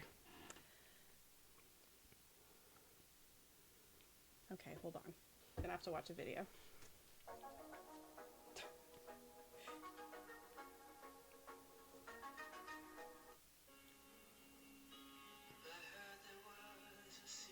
Yeah, it's when Ryan's leaving. So in the first season, Ryan leaves Newport. While the OC by Hallelujah, the version by Jeff Buckley is playing. So we see Ryan leaving the OC. We see Seth sailing away from Newport, all of that kind of stuff. We see Marissa looking sad. At the end of season 2, we have Hide and Seek by Imogen Heap, which is this very breathy, vocally song, which plays while Marissa shoots Trey. In season 3, we have Hallelujah, sung by Imogen Heap. So the use of Imogen Heap in Hallelujah tells us that this was inevitable, right? Because each season ends with some variation on one of those things. There's a fracture with Hallelujah in terms of Ryan leaving. And then there's another fracture with Hide and Seek. And this combines both of them. So this was the intended... Well, that's good. Yeah. This was the intended path for Marissa. But here's the thing that irritates me. There's a lot of ways that this could have gone. And it didn't have to end with being so nasty to Marissa, who never got to be a character because she never mattered to the narrative. She only mattered to Ryan. Infuriating. Personally, I would have loved to see Marissa become more of a leader. So, like, there's a scene in season 3 when she rescues a girl from being date raped. Yeah. And I had hoped that would turn into her, like, advocating for like other people. Summer. Exactly. especially with everything that she's been through. Like, you could imagine her at Berkeley taking part in like Take Back the Night or something like that, or working with women addicts in recovery. She has all of that meat in her character, right? Well, and like she doesn't really truly care about like the status of Newport. When she lives with Alex, she realizes that she realizes the privilege she has, and she's not ready to let it go. But there could have been a point in which she's ready to let it go, and it would have been really interesting. Yeah. Instead, Summer gets that storyline. And here's the thing that's really infuriating to me. She has this desire to help in her character in the same way that Sandy does, in the same way that Ryan does. It's what gets her into trouble. She reaches out to Oliver, and that hurts her. She reaches out to Trey, and that hurts her. She reaches out to Johnny, and that hurts her. She reaches out to fucking Volchek, and that hurts her. I also think it's really interesting in most of those situations, she just really just wanted to be a friend. Yep. And I think that that's not really, like, we assume that there's going to be, the show makes us assume that there's going to be some type of sexual relationship there or like a love interest there. But I honestly believe, except with Volchek, Marissa wanted to just be friends with these people. And I wish that they would have like examined like the inability for women to just be friends with men. The entitlement that all of those men have to her because she takes the time to show them compassion. It's fucking infuriating. The fact that she has all this compassion for people, but she had to die, even though Ryan and Sandy have no consequences for that kind of thing, right? Like, they're allowed to just be compassionate people and have it be interesting and core to their character. But we look at Marissa and our interpretation of her is not kind and compassionate. It's stupid. She's so stupid. She keeps falling for these same boys. That's how it's written, and that's how we interpret it. Well, and they don't have to do anything different, because if that's the trajectory of her character from the beginning, then why put any effort into it? Right? She That's just how it feels. She just exists to prove a point for Ryan. Like, Ryan, you can't save her. And why does this apply to Marissa and not to Sandy and Ryan? Yeah. Misogyny. So, and I want to make this abundantly clear. So this is another quote from the OC, A Critical Discussion, or critical, whatever it was, the OC, A Critical something. This is about the forums, the OC forums. So regardless of the participants' affinity for her character, comments pervaded the message board threads about Marissa's physical appearance, reinforcing the cultural notions of the importance of thinness and material possessions in order to be viewed as attractive. While some comments referred to specific items of clothing or designer apparel worn by her character, other remarks, at times rather crude, centered more clearly on Marissa as sexually desirable. As posted by I Love Seth Cohen, Ryan should smack Marissa in the face with his cock, then kick her out of the pool house. Degrading and demeaning comments such as this were primarily found in reference to Marissa. These posts served to prevent her character from being treated with respect throughout the message board, as even when someone attempted to justify her character's actions or defend her role within the plot, numerous other participants would retort with negative responses and close down the conversation. One message board participant went as far as including embedded links to pornographic pictures of Misha Barton, which served as a further means of objectification. So this is a fan forum dedicated to loving the OC, where you are still not allowed to love Marissa. Or Misha Barton, for that matter. People looked upon her with so much fucking scorn. Like, people really hated Misha Barton, not just Marissa either. Like, they also really hated Misha Barton. Misha Barton is very much a product of her time. Yeah, like, I watched... Like, I was reading some about Misha Barton because I was like, why did everybody hate... Like, I wasn't watching the show when it was on. I didn't watch it until a little bit later. And I was like, why did everyone hate her so much? And it was mostly like, she's ungrateful, she's mean. And I'm like, well, lots of people are ungrateful and mean. I personally think that's fascinating. Like, I'm just interested in people who are like famous and mean. You know, like I find Misha Barton really interesting for that reason. I think so. I read one interview where she said that people expect Misha Barton to be Marissa, and she said she's not. But ultimately, I really do think that Misha Barton did take the same path as Marissa Cooper. She did spiral. She did have a breakdown. She did become addicted. She did go to rehab. She had to redo everything. So it's easy to take that hate for Marissa Cooper and put it into Misha Barton, because it feels like they're the same person when at least her public life is mirroring that of Marissa Cooper. And really, to me, it sounds like Misha Barton was just really honest. She's also really young. She was the youngest person on the cast at the time. It feels like Misha Barton was too honest, and people didn't like that. Like when she spoke her mind, and off, like as we said in the last episode with regard to what she said about like the veteran with no legs liking her show. Like it's not as if that's like a nice thing to say, but people really didn't like that Misha Barton wasn't nice. Well, and this is also a time in which everybody felt that people should be grateful for the things that they have, right? Like there's no conversations about like, okay, you can be grateful for the things you have, but still question like the issues that are there, right? So there's a lot of jealousy in that. There's, you're on this top show. This is like the biggest show on television, and all you can do is just be ungrateful. Like, why would I like you? Right. There's no conversation of like somebody has the ability. Like I equate this a lot to people like Miley Cyrus and being criticized for not being a good role model, when she has no responsibility to anybody to be a good role model. But at the time, there was definitely the feeling that she did. We don't have those conversations till later in hindsight. Right. So this kind of raises the question of why did we hate Misha Barton so much and Marissa so much, but we didn't hate Summer? And she was dating Seth Cohen. I think that's part of it. But I imagine that Summer probably had her own legion of haters, right? Like I imagine that it wasn't that nobody hated Summer. But I think a lot of people were infatuated with the idea of Marissa self-destructing. Like people were just really into that. It probably didn't help that Ryan and Marissa were also not good for one another. So if Ryan was your favorite character and you understood that Marissa and Ryan were a bad relationship, you probably were like, fuck that Marissa bitch. Well, also, like I was saying before, like Marissa Cooper is very much in parallel with a lot of the it girls of the time. Mm-hmm. Summer is not. Right. Like there's you could make a lot of, Paris Hilton was on there, right? That's because she is of that time. She's the it girl of that time. But also like Lindsay Lohan, who was just a mess, and Misha Barton was part of that. So it makes sense that funnels over to Marissa Cooper, because Marissa Cooper is mirroring a lot of these same behaviors. Mm-hmm. And Marissa is also this very feminine character, both in her presentation and in the way that she's written. Like not just, Summer's also very feminine, right? But Marissa is like stereotypically feminine. Like she's a damsel character. She's a love interest character. She needs to be rescued. All of these kinds of things. She does a lot of things that are coded feminine. She cares about fashion. She cares about her looks, all of this kind of stuff, right? And ultimately, she serves as a motivation for Ryan rather than as a character with her own journey, because her journey is to die. And what's especially tragic... Oh, I skipped a point. And that's what really gets to me, right? Is the fact that she's treated as a narrative tool rather than as a fully fleshed out character. So watching season 3 and seeing them dangling this narrative carrot of, is Marissa gonna get better? No, she's gonna fucking die.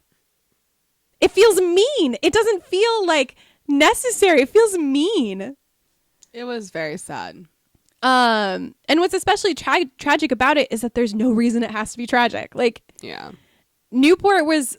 Like, she could have realized the effect that Newport was having on her, right? And what being in this toxic environment was doing. She did. Yeah.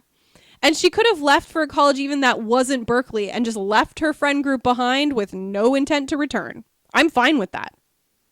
I don't know if that fits Misha Barton's definition. I don't think so. But we don't know exactly what Misha Barton meant, because we're just having to read into what she said. She could have meant, I don't ever want to come back to this shithole show, so kill me off. Or she could have meant, I don't ever... It's nothing. I think that having it open to Marissa coming back is a stupid end for the character. That's how I felt. That's how, when I was reading it, that's how I felt. I felt it was more of, that's a stupid thing, and like I don't want to be the one, the shark in the jump the shark situation. That's the thing, and I think a lot of people read it as the former. The idea of she hates this show so much that she would rather see her character die than have any other kind of ending. I think it's more the fact of it seems like she did want off the show to some degree, but not any more than anybody else, as Josh Schwartz and her both said. But that she wanted an ending for the character. And this is it, if nothing else, it is an ending. Like, she certainly ended. But like, there are other ways that could have happened and had her just like peace the fuck out and say, I'm never coming back to Newport and I hate all of you. She couldn't say that. I mean, she couldn't say that exactly, but like, it could have been done, right? This is a show in which people fall off a roof and get put into a new universe. Like, It could have I happened. mean, look at Jimmy Cooper. Yeah. It could have Or happened. Caitlin Cooper. Yeah. It could have happened. Or Lindsay. I could go on. Yeah. It gets complicated because I see what they were trying to do with Marissa, right? Like, I see her relationship with Ryan as being toxic, and I see that Ryan needed to learn that he can't save everybody.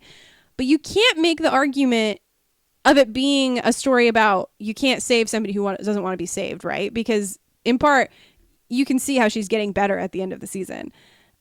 So, like, if that was even the case, she could have exited the show by saying, you can't save me, but I can save myself by I'm getting on a bus and never returning. Or a plane to Hawaii and Or- never return. Yeah, like, It was all set up for her to have a good life. and instead they killed her for the emotional gut punch, and also so that Ryan could suffer. Yeah. Everybody could suffer, really. The thing that Marissa needed was a purpose besides loving Ryan. She needed the opportunity to do what Sandy and Ryan do, but she never got that opportunity, and that's why I fucking hate the ending for Marissa so much. I'm so sorry. It was iconic though. It was iconic, though. Let's talk about Taylor. Oh, Taylor. I knew that Ryan and Taylor got together before I was introduced to Taylor as a character, but that made season 3 absolutely fucking wild because they never interact. Ever. Like, I was just like, how is it possible that these two characters are going to end up together? Taylor in the beginning comes off as very, very Newport. Like, she's mean, but she disguises it with like ambition and niceness, but she's like straight up mean. Social chair. But one of the things that does really work about the OC is how when we get to know her, we see that there's all of these cracks in the image that she presents of herself. Like the fact she's never had a fucking birthday party. It's just another Luke. Yeah. Like, it's just so sad. It's so sad. I mean, Luke's not as sad, but No, but it is another situation in which you're like, oh, this person's awful, and then you like look into it. Oh, more and no. you're like, oh wait. So this is a quote from the OC, A Critical Understanding. Though Taylor eventually becomes social chair, albeit via underhanded methods, she is depicted as a failure. Taylor is hated by her classmates, and as a result, her conceptions of the school carnival and lock-in are overruled. Thus, not only is ambition shown as an unattractive trait in women, through Taylor's competition with Summer, through Taylor's competition with Summer, the OC reinforces the hegemonic stereotype that women cannot handle being in positions of power. In fact, the OC appears to suggest that males are the rightful holders of power because in both cases, Seth is portrayed as responsible for the success of the events. He was the one who encouraged Summer to voice her ideas for the carnival, and he took over for Taylor at the lock-in by offering suggestions for better activities. Summer did save Chrismica, though. It's true. So here's the thing. This book has a real problem, and most criticism of the OC has a real problem with looking at female characters on the surface and never looking at anything else. It doesn't consider relationships. It doesn't consider later developments. It just looks at the surface. So, like, I mean, okay, sure, right? Like, yes, Taylor's a real jerk in season 3, and she doesn't. Her ambition is coded unattractive. Sure, okay. But her development does not stop there.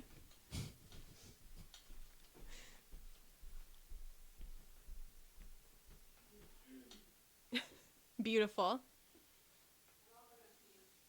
Okay.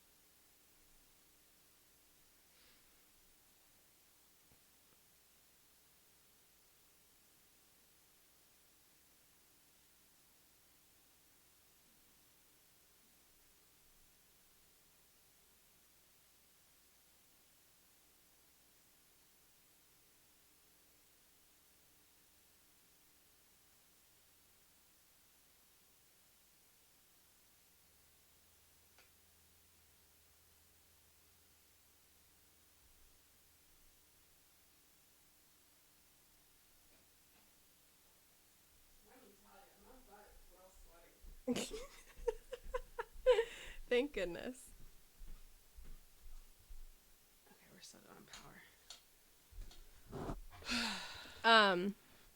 So the thing that this doesn't do is talk about development, right? Because Taylor doesn't stop at season 3 Taylor. We learn more about her, and as that happens, we get to know more about her and the reasons that she acts the way that she does. So first of all, just to head off this, I think when you're talking about serialized media, it is totally worthwhile to analyze things on an episodic basis, right? Like I clearly don't believe that because later down the line, you know, she changes doesn't mean that the critique of an individual episode is no longer legitimate. I don't think that. But when you're talking about overarching themes in a complete story and saying things like the OC reinforces the hegemonic stereotype that women cannot handle being in positions of power, you have to go beyond the interpretation of the event as it first appeared, right? Because that's an incomplete view of the show. This book also at one point made the suggestion that when men initiate sex in the OC, it's viewed as a good thing. And when women initiate sex in the OC, it's a bad thing. And that shows that the OC is contributing to the idea that women should be passive and submissive in sex. And I'm like, are you kidding me? Like Taylor and Summer. Yeah, Taylor and Summer multiple times. Like there's a scene in which, like, to be fair, Summer is like trying to distract Seth from analyzing some uncomfortable truth, and she pushes him over and goes, "I want to be on top," and he goes, "You're always on top." Like, this is not a show in which like the women are submissive and meek in any sense. So anyway, because And like Taylor, beep and bop. yeah, I love Taylor. I died at that part. It was so funny. Oh, I love Taylor. The thing is that Taylor's not a failure, right? Taylor being a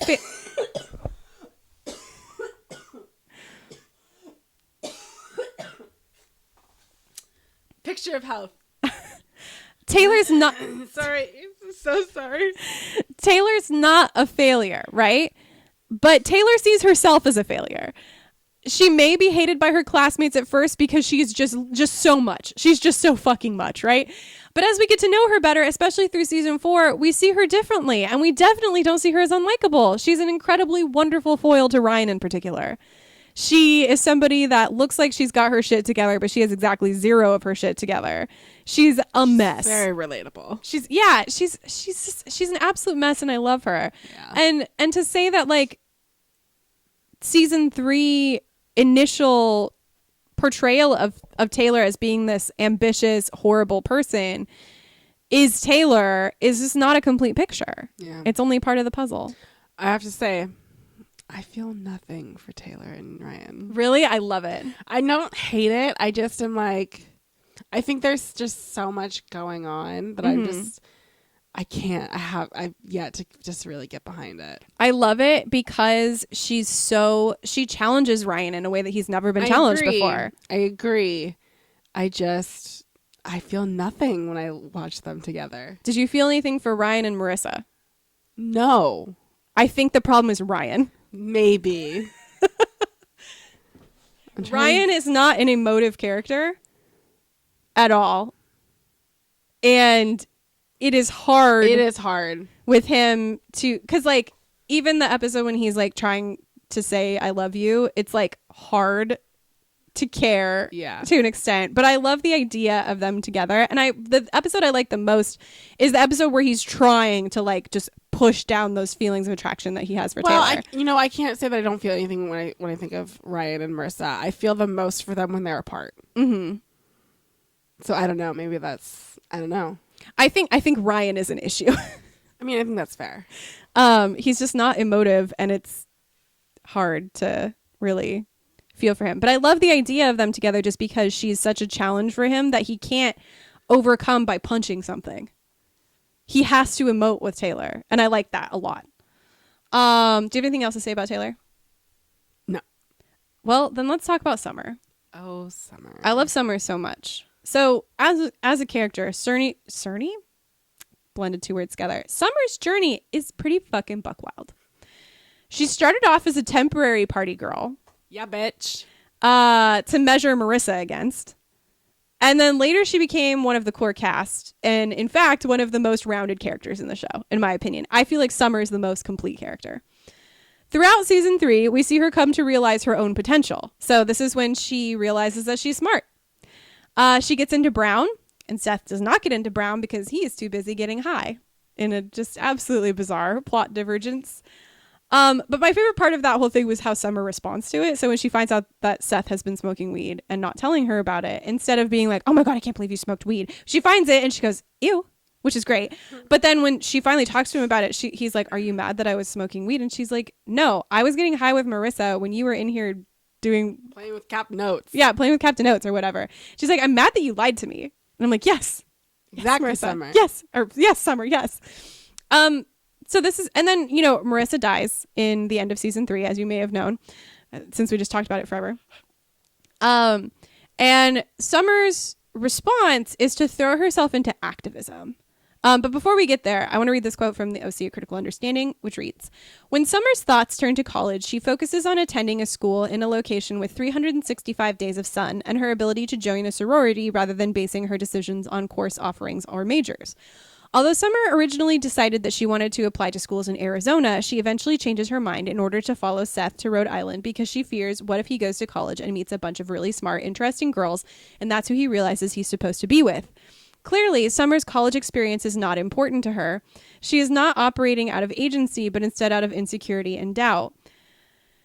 On the one hand, sure, at first. Yeah, she's operating out of insecurity and doubt. On the second hand, she has to realize that she is the really smart, interesting girl. She has to realize that. She doesn't know that yet. She doesn't know that yet. That's the thing. That's the whole point. That's the whole point, is that she doesn't know that about herself when she has in fact been that girl the whole time. It was about the friends she made along the way. Yeah. Like I think she is operating out of agency, right? Like she ultimately makes the decision to go to Brown without Seth. Yeah. Or else she would have chosen not to go to Brown. Yeah, she would have stayed behind, and she doesn't. She goes to Brown, and it's hard.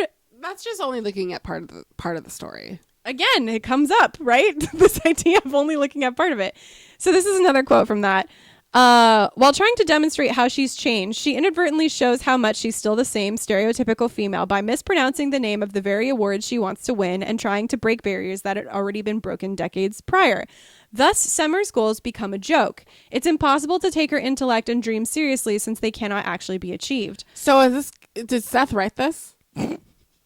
Seth wrote this book. So this is in reference to the part when she says she wants to win a Nobel Prize and become the first woman in space or whatever, which it's the Nobel Prize. And of course she can't be the first woman in space. Already happened. And Seth responds by immediately correcting her and making her feel stupid. And I think this speaks more to Seth's desire to knock her down than to Summer. That scene is not set up as a joke. That scene is set up as you can't even support me in the smallest way. Mm-hmm. And she walks away sad because he made her feel stupid because he can't take one moment to shut up and just support her. Yeah. It doesn't matter that she said it wrong or that she doesn't know that. No, it doesn't. Yeah. Because she doesn't. Being smart is more than just knowing how to pronounce the Nobel Prize and that who went into space. Yeah, like that's clear by how she found out she's smart. She didn't go take that test and get like all those types of questions right. She, like she said, it was an aptitude. She had the aptitude. And that's what the SAT tests, by the way. It doesn't test your fucking trivia knowledge. It tests your ability to reason. Yeah. Like, to be fair, like, I'm sure Summer has heard of the Nobel Prize before. Like, it's a bit of a stretch to have her say one of those Nobel Prizes. Like, it's a bit of a logical stretch. Sure, that's a fault of the writing. But at the same time, Seth and Summer are not anywhere near done developing as characters. We still have 2 seasons left at this point, right? Seth is still super clingy, and he's a huge asshole that can't let anybody shake up his conception of himself as the exceptional, smart, funny guy. If anybody else threatens that, he gets upset. Summer still doesn't know who she is, right? Like when you see how Summer throws herself into things because she does the thing that's not expected of her, I think it's hard to say that her goals even, as like weird as they are, like you can't be the first woman to space and there's no such thing as a Nobel Prize. Like her ambition is not fake and her intelligence is not fake. She just makes mistakes because she's not smart in the same way that Seth is smart. There are lots of ways to be smart. Mm-hmm. So I have another quote I want to read. Same book. Interestingly, halfway through the third season, there is a radical shift in the depiction of Summer. In the fourth season DVD bonus feature, Summer Roberts, Beauty Meets Brown, series creator Josh Schwartz makes several claims that Summer's change is due to her relationship with Seth. Schwartz notes, I think we always wanted to take her from that girl with the red cup in her hand and a bikini top all the time to someone who was more thoughtful, and the relationship with Seth had helped add depth to her character. Later in the same feature, Schwartz states, the fact that a guy like Seth would be into her awakened something in her. Oh, maybe I have more going on. Not only does attributing Summer's growth to Seth reinforce anti-feminist stereotypes, it also seems to be contradicted by later episodes. Again, there's legitimacy to this complaint, right? Like the idea that Josh Schwartz attributes her development to having Seth be into her. Also, like, Josh Schwartz is Seth, so. Right. But I also think it's not that simple, right? Seth is an outsider in Newport. And he's also the first person to really challenge Summer's worldview. He sucks big time. Like, he sucks so bad. And it does suck that her development couldn't come about on her own or because of another female character. Or rather, not that it couldn't, but that it doesn't. But at the same time, I don't think it's only love for Seth, right?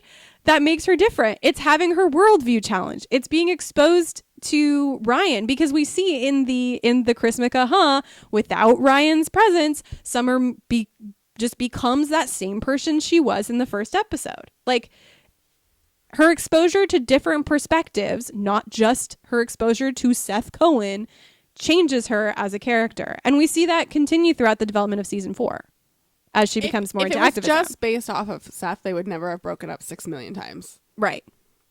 So it's clear to me that Summer as a character is deeply self-conscious. Like, she's surprised that she's smart. She's concerned that somebody like Seth would like her because she's like, he's going to go off with one of those brown girls and I'm not one of those brown girls. He's going to go for an interesting, smart girl, which tells you that that's not how she sees herself. And like, she tries on a lot of the different identities through the show, especially after Marissa's death. So she was a party girl, and then she becomes less of a party girl, and then she becomes an activist, and then she goes back to being like peak Noopsy for a very short period of time, and then she becomes a couch potato, and eventually she becomes an activist again. Like, she's trying on all of these different identities, trying to find the one that matches her. And ultimately, what does she realize? It's the one that's all of them. It's the one that's Summer. It's not the one that's a Noopsy. It's not the one that's Che. It's not the one that's Marissa. It's the one that's Summer. I do love that it's Julie Cooper who shows her that. Yes. That lesson. Yes. I have another quote I want to read. Seth lies. What did I want here? Furthermore, rather than trusting Summer to make her own decision about college in episode 71, Seth lies to her because he believes that she will not go to Brown if he doesn't. Not only does this episode undermine Summer's progressive portrayal, but it once again depicts her as privileging Seth's dreams over her own. Similarly, Seth's belief that he needs to lie to Summer because he knows what's best for her is extremely patriarchal. Therefore, while Summer does exhibit some noteworthy signs of growth, there are other moments of stasis and even retrenchment into hegemonic gender stereotypes. I very much disagree with this quote. Yeah, so here's the thing. Seth undermines her growth. Yeah. The whole thing is that Seth thinks he already knows what she's going to do, so he tries to stop her from doing it, not because he thinks I know what's best for her. It's because he's an idiot. Yeah.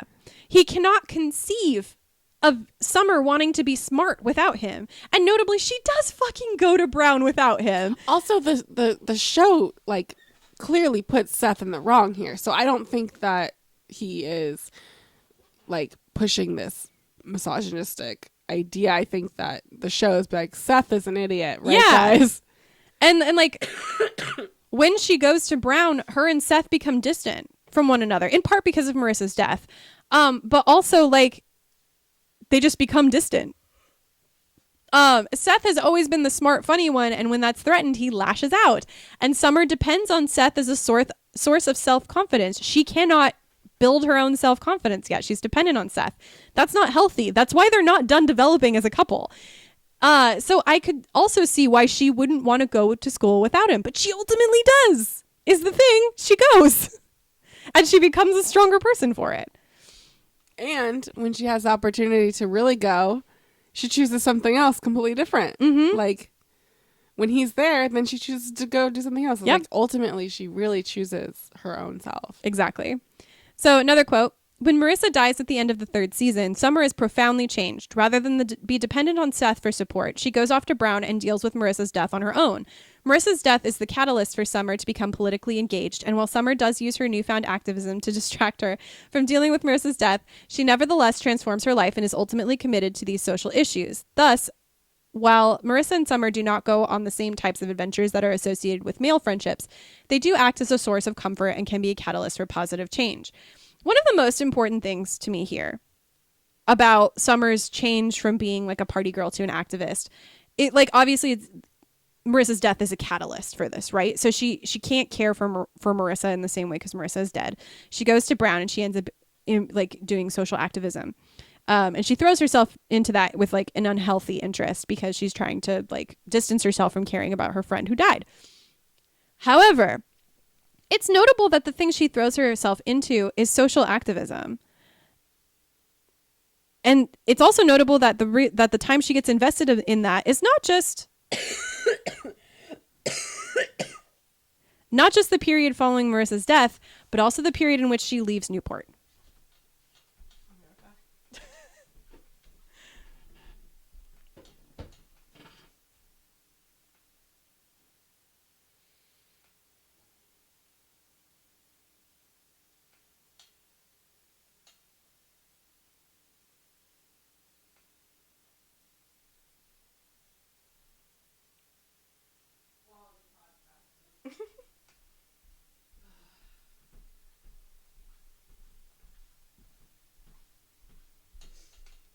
My body's so sweaty, but I'm so cold. This is the true question.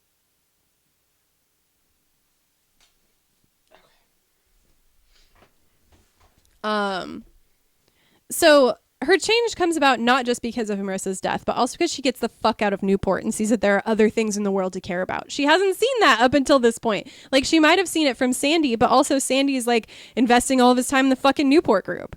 Like, her development doesn't just come about because of Marissa. It also comes about because she gets the fuck out of Newport. And this just reinforces the idea that Newport is the real villain in the show. It's not any one character. It's the influence that Newport has on people. So, another quote.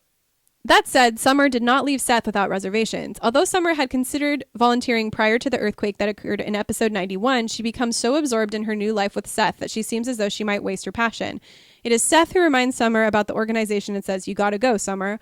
While she questions, "But what about us?" Seth responds, "It is for us, both of us." Like so much of Summer's representation on the OC, on the surface, Summer appears to be challenging gender stereotypes by going off on her own and engaging in the public political sphere, an arena often closed to women.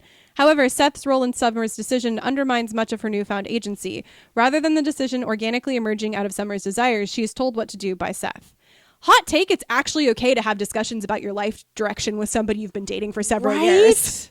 Like, I think that's actually okay. I think that is saying more to their relationship than it is anything else. Like, you should have these conversations with your significant other, especially one that you've been with and you plan to be with for a very long time. I think that's a normal thing to do. I think what's happening in this scene is not so much Summer asking for permission as it is them communicating to one another, "Is this okay for you?" Yeah, I see it more as, "Are you going to be okay, Seth?" Like, yeah. That's how I say, "Are you going to be okay?" Because Summer's going to be okay. Summer's going to, by even making this choice to go off and leave the source of her self-confidence for so long, Summer is asserting herself as a person who now has faith, who has faith in her ability to do things. Agreed. But she has to check with, I mean, in part she's worried because the last time they left one another, their relationship got rocky. And she loves Seth. She cares about him. So she doesn't want that to happen again. But she's also checking in with Seth and saying, "Are you going to be okay if I do this?" And he says, "Yes, I'm going to be okay." But he says it in, it is for us, both of us. He's saying not only will I be okay, it'll be good for both of us. Yeah. Like that idea of like finding yourself. Yeah. And that's what makes it in the very end when Summer's walking down the aisle so emotional. Yeah. And Seth is effectively saying here, which is something he's never said, "I trust you." Yeah. He's saying, I trust that you're not going to leave me. I have the self-confidence now and the confidence in you to know that you are not going to leave me for another man. And Like- you know I'm not going to leave you for another girl. Like, put this in conversation with when they go to LA to go to that birthday party, and Seth is like doing anything he can to get to that birthday party because he thinks that somebody's gonna woo her away. And everything with Zach. Yeah. Like- and even the stuff with George, like he's all worried about George, and George ends up being this.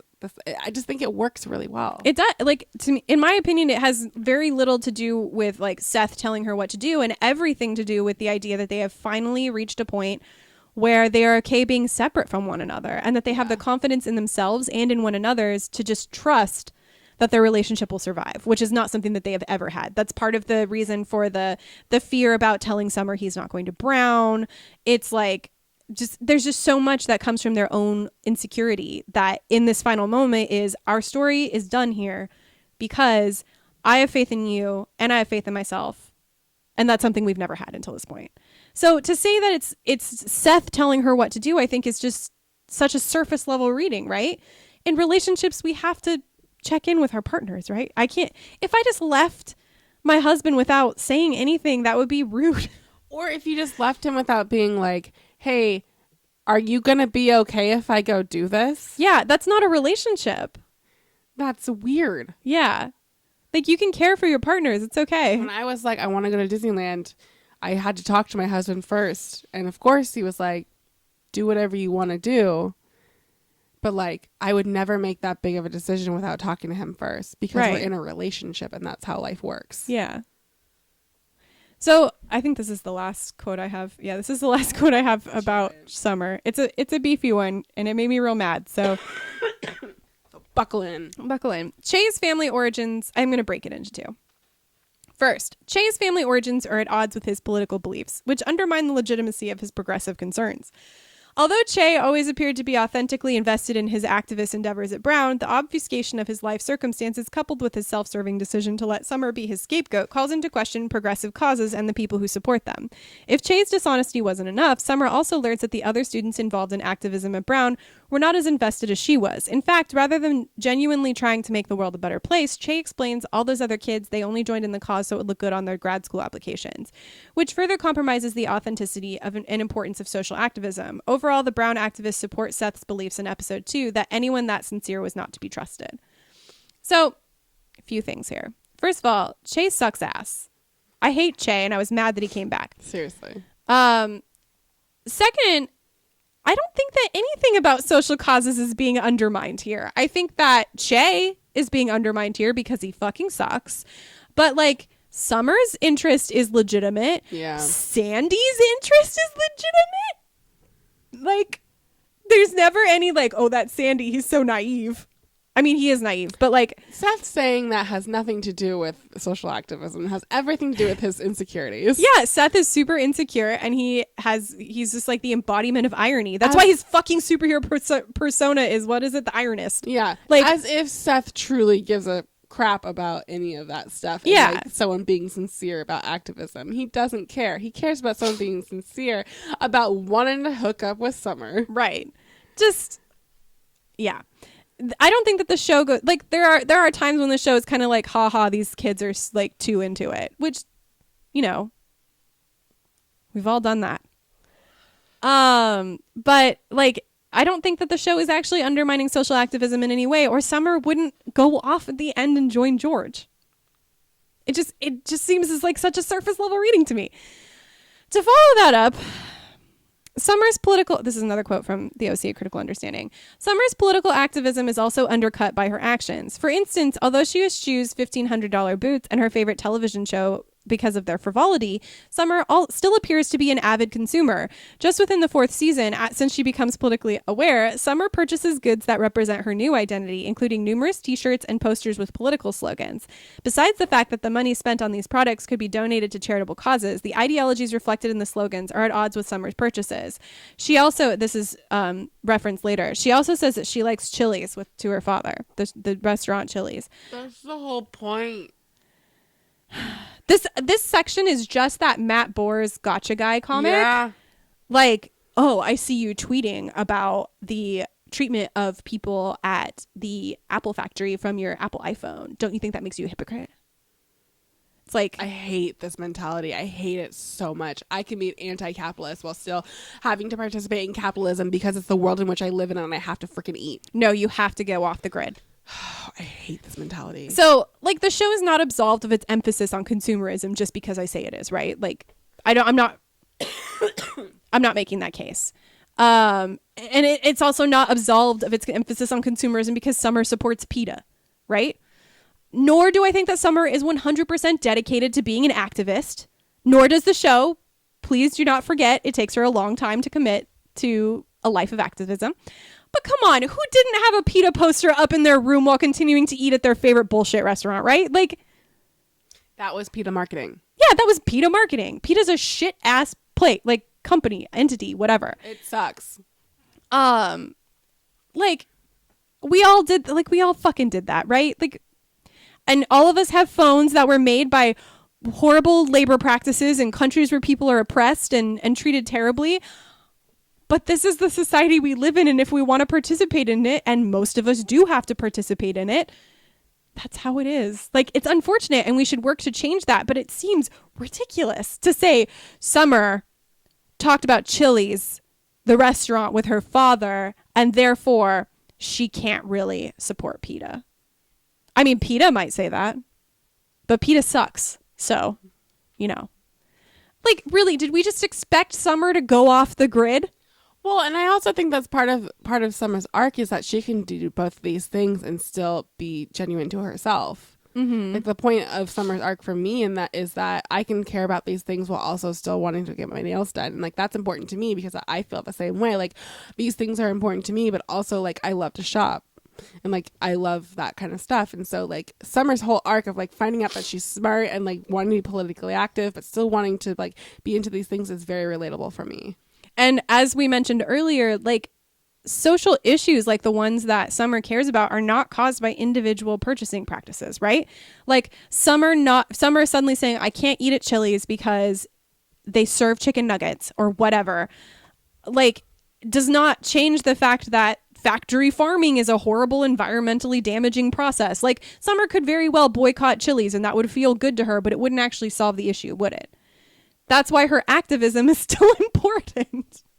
It's just like, of course, I would have liked to see a little more interrogation of Summer's consumption, right? Just as I would have liked to see a little more of any fucking social issue in this show, right? Like, that's what I spent the first 20 minutes complaining about. But this is so nitpicky to say that it undermines Summer's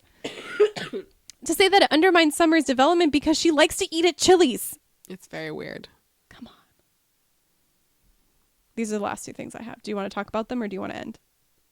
I want to talk about Caitlyn. Okay, let's talk about. We've already kind of talked about Frank. Yeah, he's not worth our time. He's not worth our time. Although I would like to just throw out there, I definitely cried when Julie got her diploma. I held it together through the whole last episode until I saw her hold up her diploma, and then I started to cry. I started crying when Summer was walking down the aisle. That was good. That was good. But Julie holding up that diploma, I was so happy. I was so proud of her. She didn't go with any man, and she went to college and got her diploma. And they all still sat there and supported her. I'm so happy. So happy. Let's talk about Caitlyn a little bit. I don't get Caitlyn. So looking back on it, I didn't like Caitlyn. Rewatching it, I feel bad for Caitlyn. Mm-hmm. I feel like Caitlyn is pointless, and if she was just there to like she's just turning the crank on different plot lines, and when they finally try to give her something, it just goes nowhere. And what really pushed me over the edge is the Crispin hunt when you find out that the only person who really benefited from Marissa's death was Caitlyn by going to Berkeley early, being the youngest in her class. That really made me mad. Mm-hmm. I was like, so Caitlyn just screwed by Marissa being alive. Yeah, that made me mad. Yeah, that's fair. I just, as a character, I just don't get Caitlyn's function within the show. She feels very much like a watered down Effie from Skins. Like, she even looks like Effie a bit. She shows up and it's like, oh my God, I didn't even talk about everything with the trailer park in the section about class. She just shows up in season 3 and is like, hi, I'm a even more like wild Marissa. And I'm just not very nice. And then in season 4, her main function is to meddle in her mother's love life. It's yeah. I ultimately I like when she stands up to her mother was like, I just want to be us be okay and like you not have to have anybody else, and like ultimately that was good, and I super get behind that. But everything before that just felt like she was just had that crank. She's like, all right, plot, here we go. Yeah. It felt unfair. Yeah, she wasn't handled very well. It really felt to me like they were setting up the OC the next generation, just like they did in Skins. Well, you know that the stuff with the flashbacks with Sandy and Kirsten and all that stuff, they were trying to do a spin-off of them. I So would it's very watch that. possible that they were, because they did the same thing with Gossip Girl. It didn't work, but they were, and like the idea was going to be that they were set in the same world, but then it didn't work because Caitlin's actress doesn't work anyways. But so I would imagine that yes, they were probably trying to set up the next generation, but it just didn't work. It just didn't work. And I felt I was rooting for the Bullet because of Caitlin, because it felt like Caitlin finally had somebody to really truly lean on. Yeah.